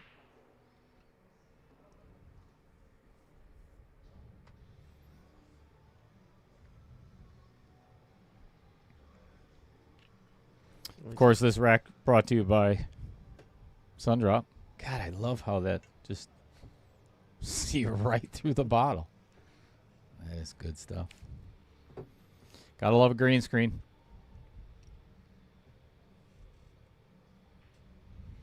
Selecting to kick the long way.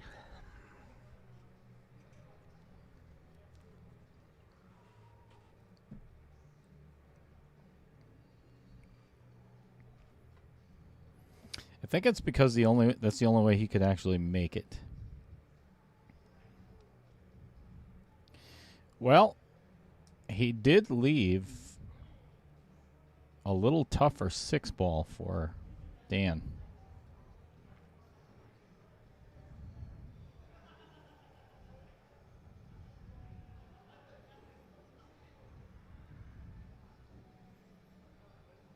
Playing safe now. Yep.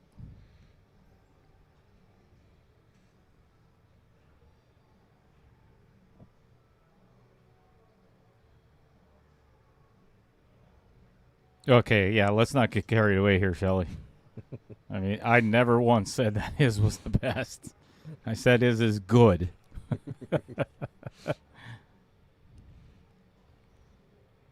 think he might have left him a piece of the 10. Wow. What do you want to hear, Gina? Roger's got an amazing voice. You don't want me to sing. You could do a solo. So low that we can't hear you. Where's the mute button?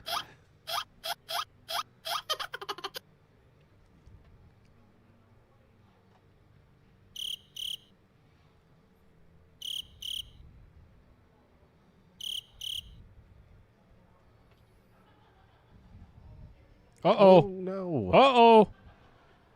Uh-oh. There's a W for Dan Yenor. He'll take it.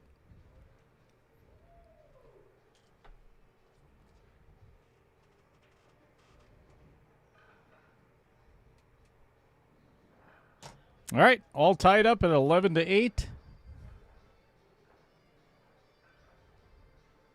Roger, I think my camera moved again. Dang it. Which one? That overhead. I got a loose bolt. Just going to leave that one alone.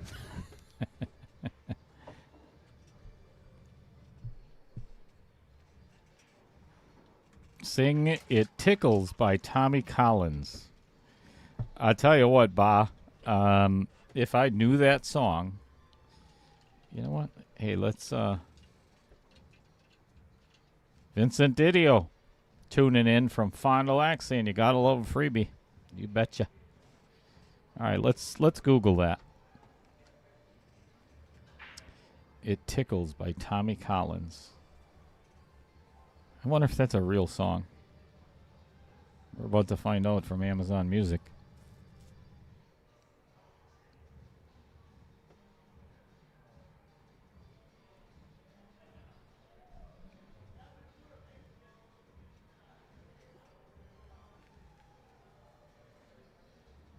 Holy shit, it's a real song.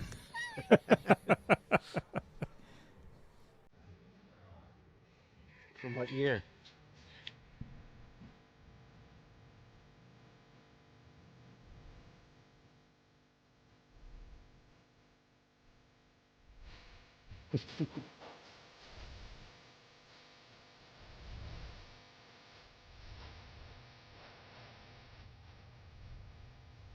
Oh boy, that's enough. All right, that's a shout out for Bob Mady, and we'll never do that again. Probably because YouTube is going to, for those 30 seconds, I guarantee they are going to be docking me a couple of dollars. Well, I'll tell you what, Ba, if I would have known the words, I might have sang along, but my first question is, how in the hell does he know that song? Ba isn't even, he's not even that old, is he? That's like Johnny Horton era.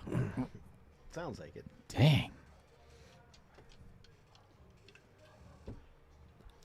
You know, so it's funny, Taylor Collar, because I was so worried.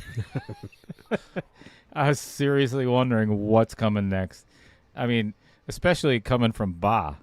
You never know what's going to happen. Yeah, that could have been pornographic. What a shot by Phong Nguyen.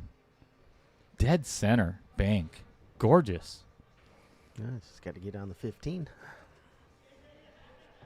I think I'd almost consider it right now. I mean, are you really going to get a better angle? You know? If he plays the 11, he's getting away from. And if he plays the 11 first and tries to get shape on the 13, he's got to get perfect to get on the 15. Yep. You know?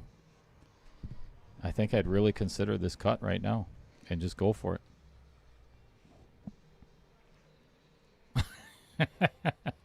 Yep, you got it, Shelley. Copyright police all over me.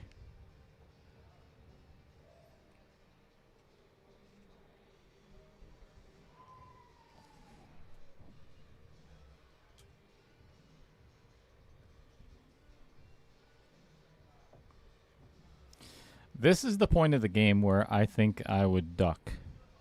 I mean, there's not a whole lot of safe places, but from this position, that's why I would have taken this 15 first, because now to get back on it is pretty tough. Because if he plays the 14 first and doesn't get perfect shape on the 13 to get to it, oof. He's got a little more room to play with that way.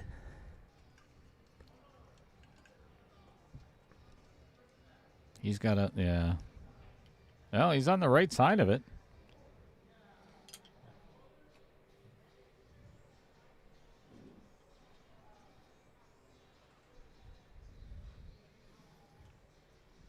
Tell you what, this will be a heck of an out if he gets there. Well, even if he gets on the 15, wow. Good speed. Yeah, no kite. And that's well played.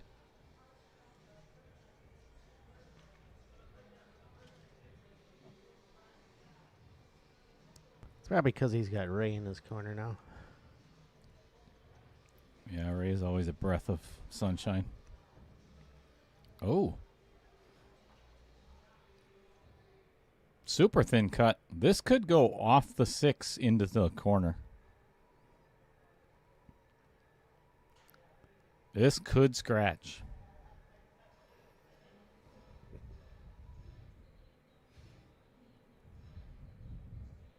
Oh, hit it good. Ooh. Good shot. Hit it good. All right, Phong is on the hill. Tied up at 8-12.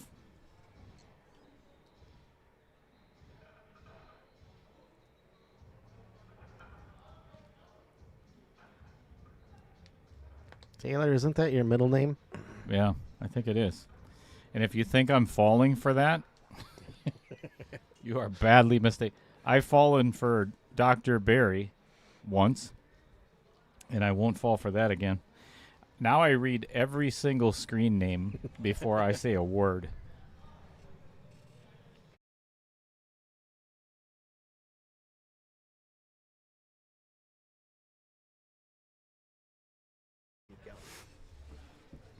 All right, cue ball stays on the table. But have we got a mess?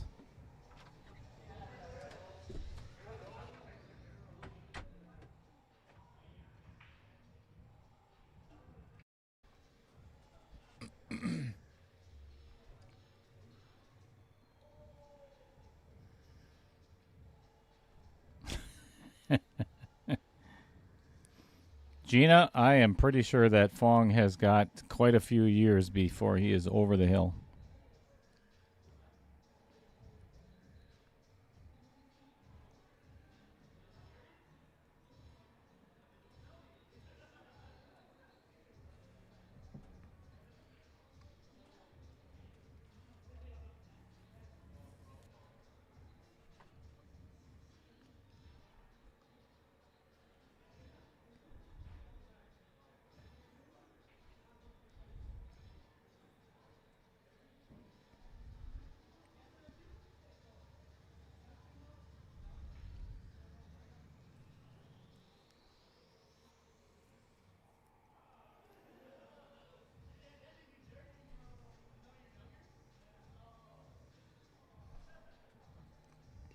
Wow, Randy, you're right.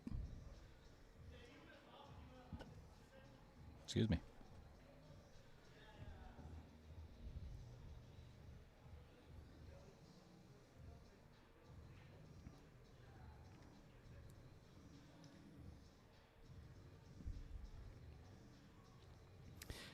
So for everybody in the chat, does anybody and of course be honest with me? Did anybody guess 13-8 in favor of Phong? You know what? I'm just going to go back right now and take a look at all of my screenshots. And we'll take a look. Nope. Nope.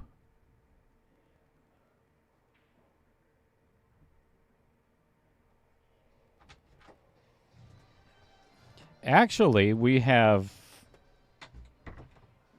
Dennis Malson. Are you still in the chat? Are you still watching? Because Dennis guessed 13-8 in favor of Phong in 3 hours and 27 minutes. So, right now we're at 3 hours and 41 minutes. You are outside the 15-minute grace period. And the game's not over. Man, that was close. Jeff Sopa, though, said 13-9 in 3 hours and 45 minutes. But Dan would have to win another game, and Phong would have to win after that. Let's see who else is still in the running here. Amy Cools, 13-9 Phong in 3 hours and 25 minutes. Nope. That time has passed. Fred Renner could still win 13-11 Phong in 4 hours and 5 minutes.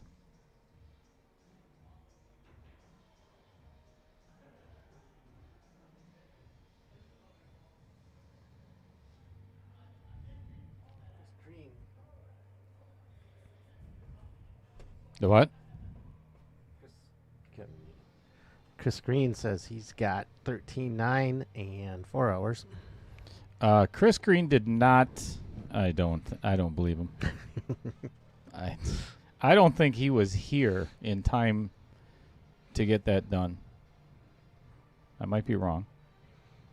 Mad Matt. Ooh, Mad Matt with 13-9 Phong in 4 hours and 20 minutes. That is a possibility. Again, Dan has to win this game. I'm guessing Chris was probably out riding his bike today. In this wind? Jeez. Yeah, nothing would surprise me. Tony Walruff said 13-8 Phong in, 3 hours and 11 minutes. That time has passed. Oop, no rail. Yeah, that's a foul.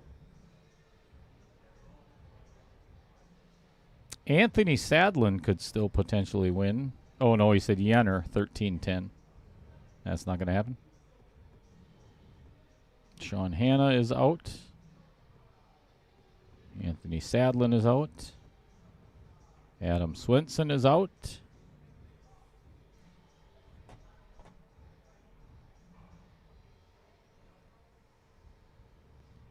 Oh.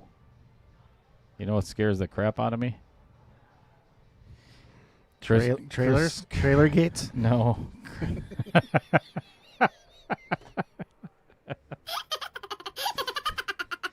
Okay, I don't care who you are. That's funny shit right there. Oh, Dan. Chris Green actually did get his in 13-9 in 4 hours. Yeah. Again, Dan has to win this game, and Phong has to win the... I don't want to buy Chris Green another shirt. Damn it all. Bud Snyder, 13-8 Phong in 4 hours and 15 minutes. If Phong wins this game, Bud Snyder could definitely win this. If the game is over in the next 16 minutes.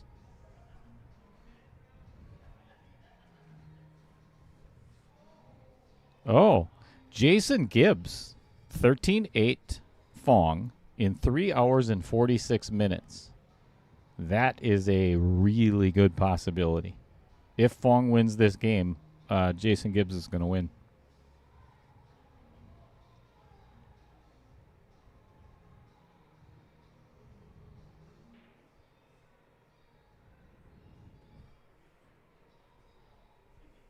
And then I guessed 13-8 in 3 hours and 52 minutes. So, I win. My rules. It's my my stream, my rules. Just kidding. Chris says he needs his Numlock shirt. Okay, you are not getting a Numlock shirt either.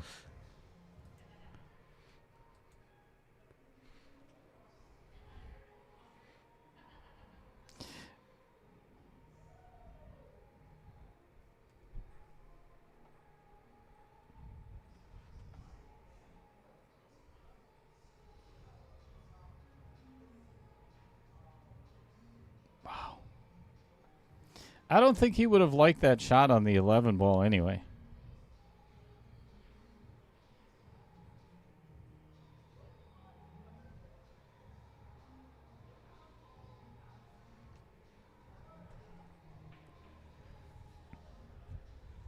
It's not enough to get in behind there and make that 9? Yes. Oh, what a save. What a save by Phong. I think Jason Gibbs is about to win himself an Outer Points. I love my Outer Points Productions shirt from Onboard Sports Apparel.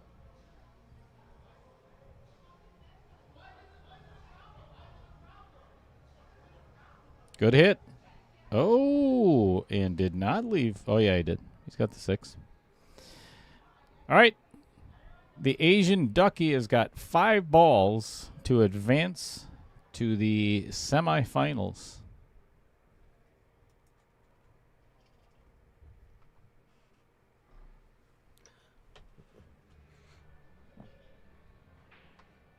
Nobody else can see that screen anyway, Roger. Just you and I. Oh, that's the worst thing that could have happened. That is the absolute worst. That is the worst thing for Phong. The best thing that could have happened for Dan Yenor. Jeez.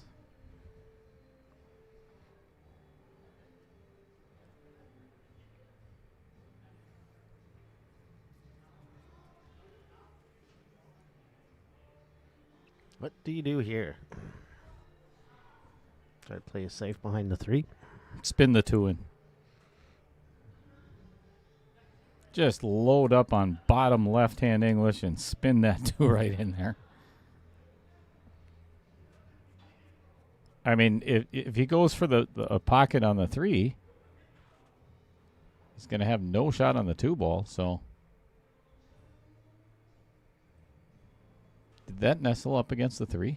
Sure looks like It it. sure did.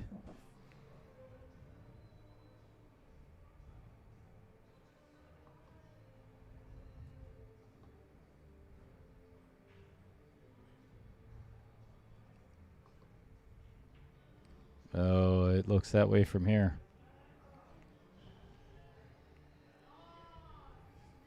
A millimeter less, and Dan's got a shot. Ooh, that couldn't have turned out any better for Dan. You know what you need? You need a camera that's on a track so it can go up and down that beam. Let's use your bank account for that, shall we? Me too hard. Some track, Jeez. some motors, little electric 9-volt motors. All right. What do you do if you're Dan Yenor now? That 2 is pocketable just about from anywhere on the table.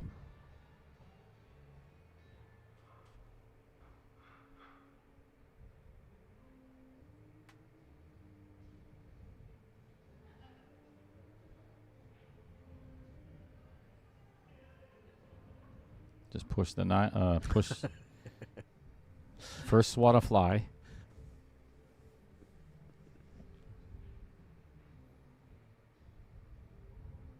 Yeah, perfect safe.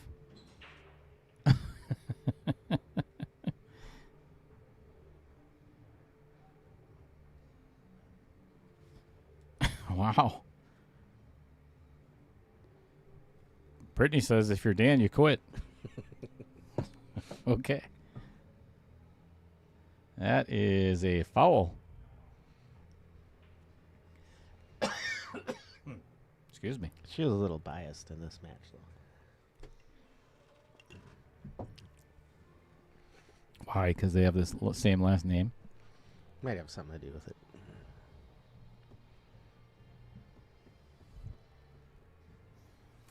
Well, we are 9 minutes away from 4-hour mark. What did Chris Green guess? 13-8? Who cares? All right. I'll go with that. I'm not opposed to that at all. Chris Green, I think, said 4 hours.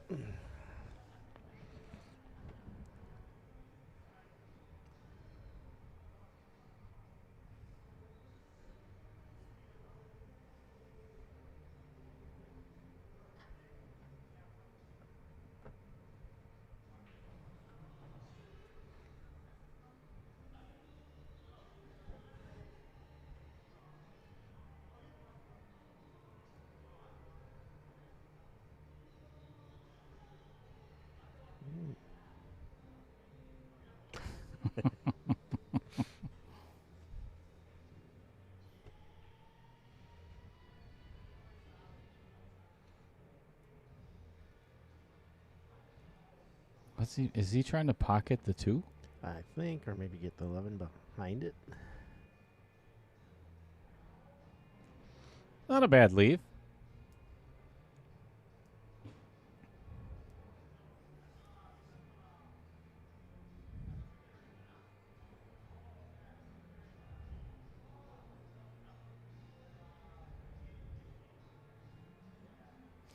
Well, I believe we're going to have to start the finals and the semifinals at like 10. 4. Like 4 o'clock in the afternoon on a Sunday. 5 o'clock at the latest. 1 o'clock. No, you have no viewers.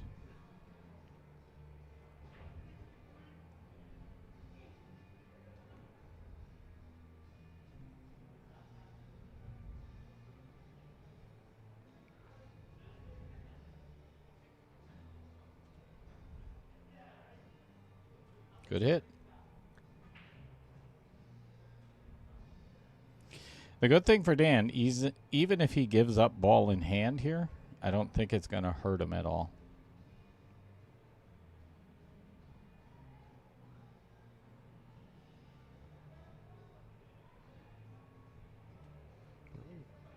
Not yet, anyway.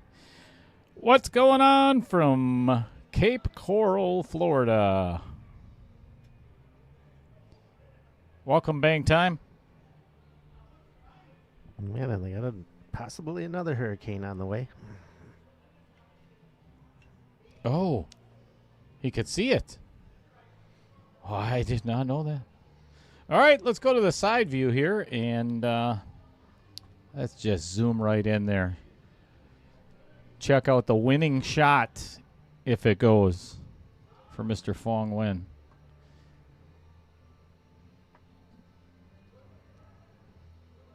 Overcut. Well, I believe we're going to be playing another game, Roger. All right, who's got 13-9? Not Chris Green. Not Chris Green. I bet you he is PO'd right now that Phong just missed that 8 ball. Well, again, it's not over yet, so.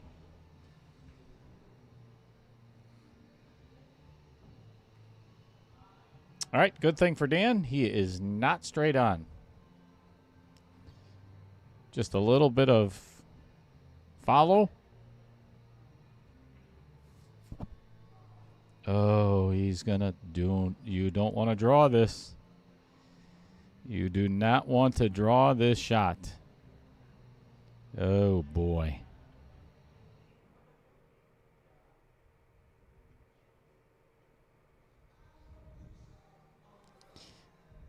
This is not a pocket or the table that you want to hit this firm with draw. That's for sure. This, I promise you, it will rattle.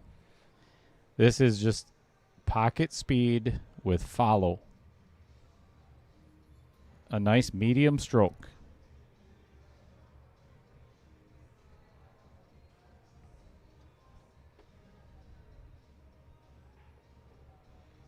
Oh, my. Or crush it.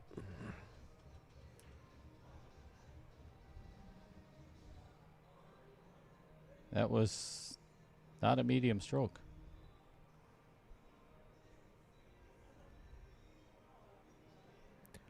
I don't know why he was even trying to get there.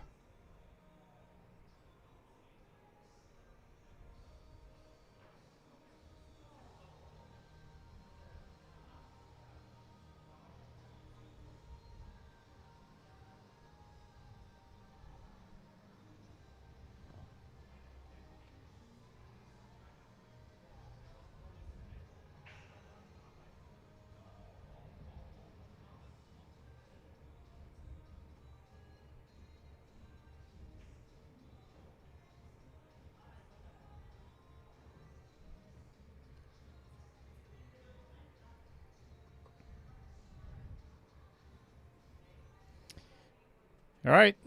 One more chance for Phong Nguyen to put it away.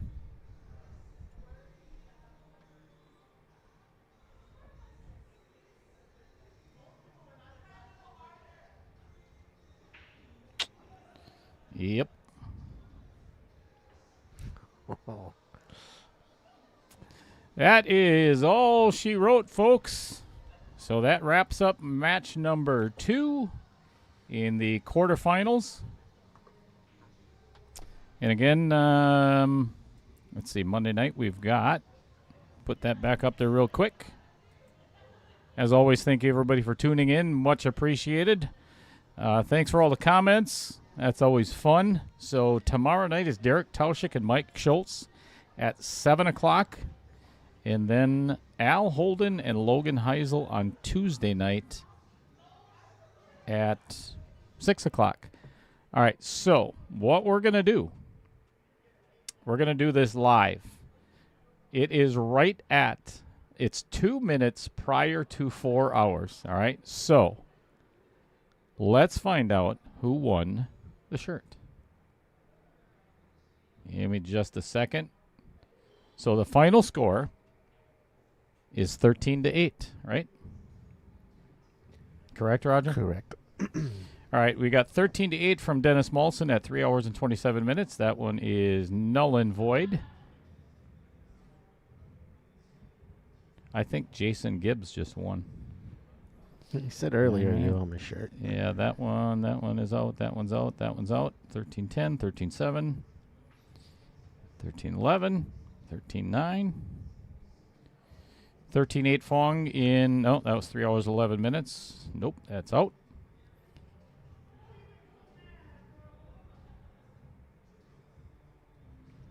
Everybody's saying Jason Gibbs. And the winner is, beats it by 4 minutes. Oh, Bud Snyder, you missed out by 2 minutes. Sorry, Bud. So it is Jason Gibbs at 13-8. Phong at 3 hours and 46 minutes. So, Jason, I know you are not on Facebook, so if you're still listening, I do have your phone number, or send me a message if you would. As a reminder, send me your shirt size, your favorite color, and all of the above. So, thank you very much to this gentleman right over here. Roger has been, well, since we finally got him into the booth after about 6 months of begging. I don't come cheap. So he is easy, but he's not cheap. So thank you very much, Roger. I do appreciate it. As well as all of these awesome people, Derek Justin, Avenue Auto. Let's start at top. Adam Carlson right here at Varsity Club, of course. J.P. Shower Custom Cues, Riley P. Shower and Steve Douglas, John Kramer of Wibhoff, Cody Redlick of Midwest Aerial Productions, Rich Stadler of Billet Spin, Matt Strong of Strong Knife Company, Dan Welch of Dumper Dan's Charters, Andy Kuntz of WPPS, Bobby Joe Kuntz of Home Sweet Home Realty, Brent Lucas of Midstate Amusements, Brett Tovar of Tovar Constructions, I'm not going to make it, Vincent Didio, Tyler and Margaret Steyer, of course, Taylor Collar and Corey Peterson, Chris Green and Roger Pregler right here in IT, Scott Kugel, Kevin Dorn and Lynn Dorn, and here the Varsity Club staff and all of my co-commentators. I would not be able to do this without you. So a great shout out to them, and of course, the most important people is you, the viewers. So I very much appreciate you guys being here. Thanks for another great stream, another great match. We will see you tomorrow night.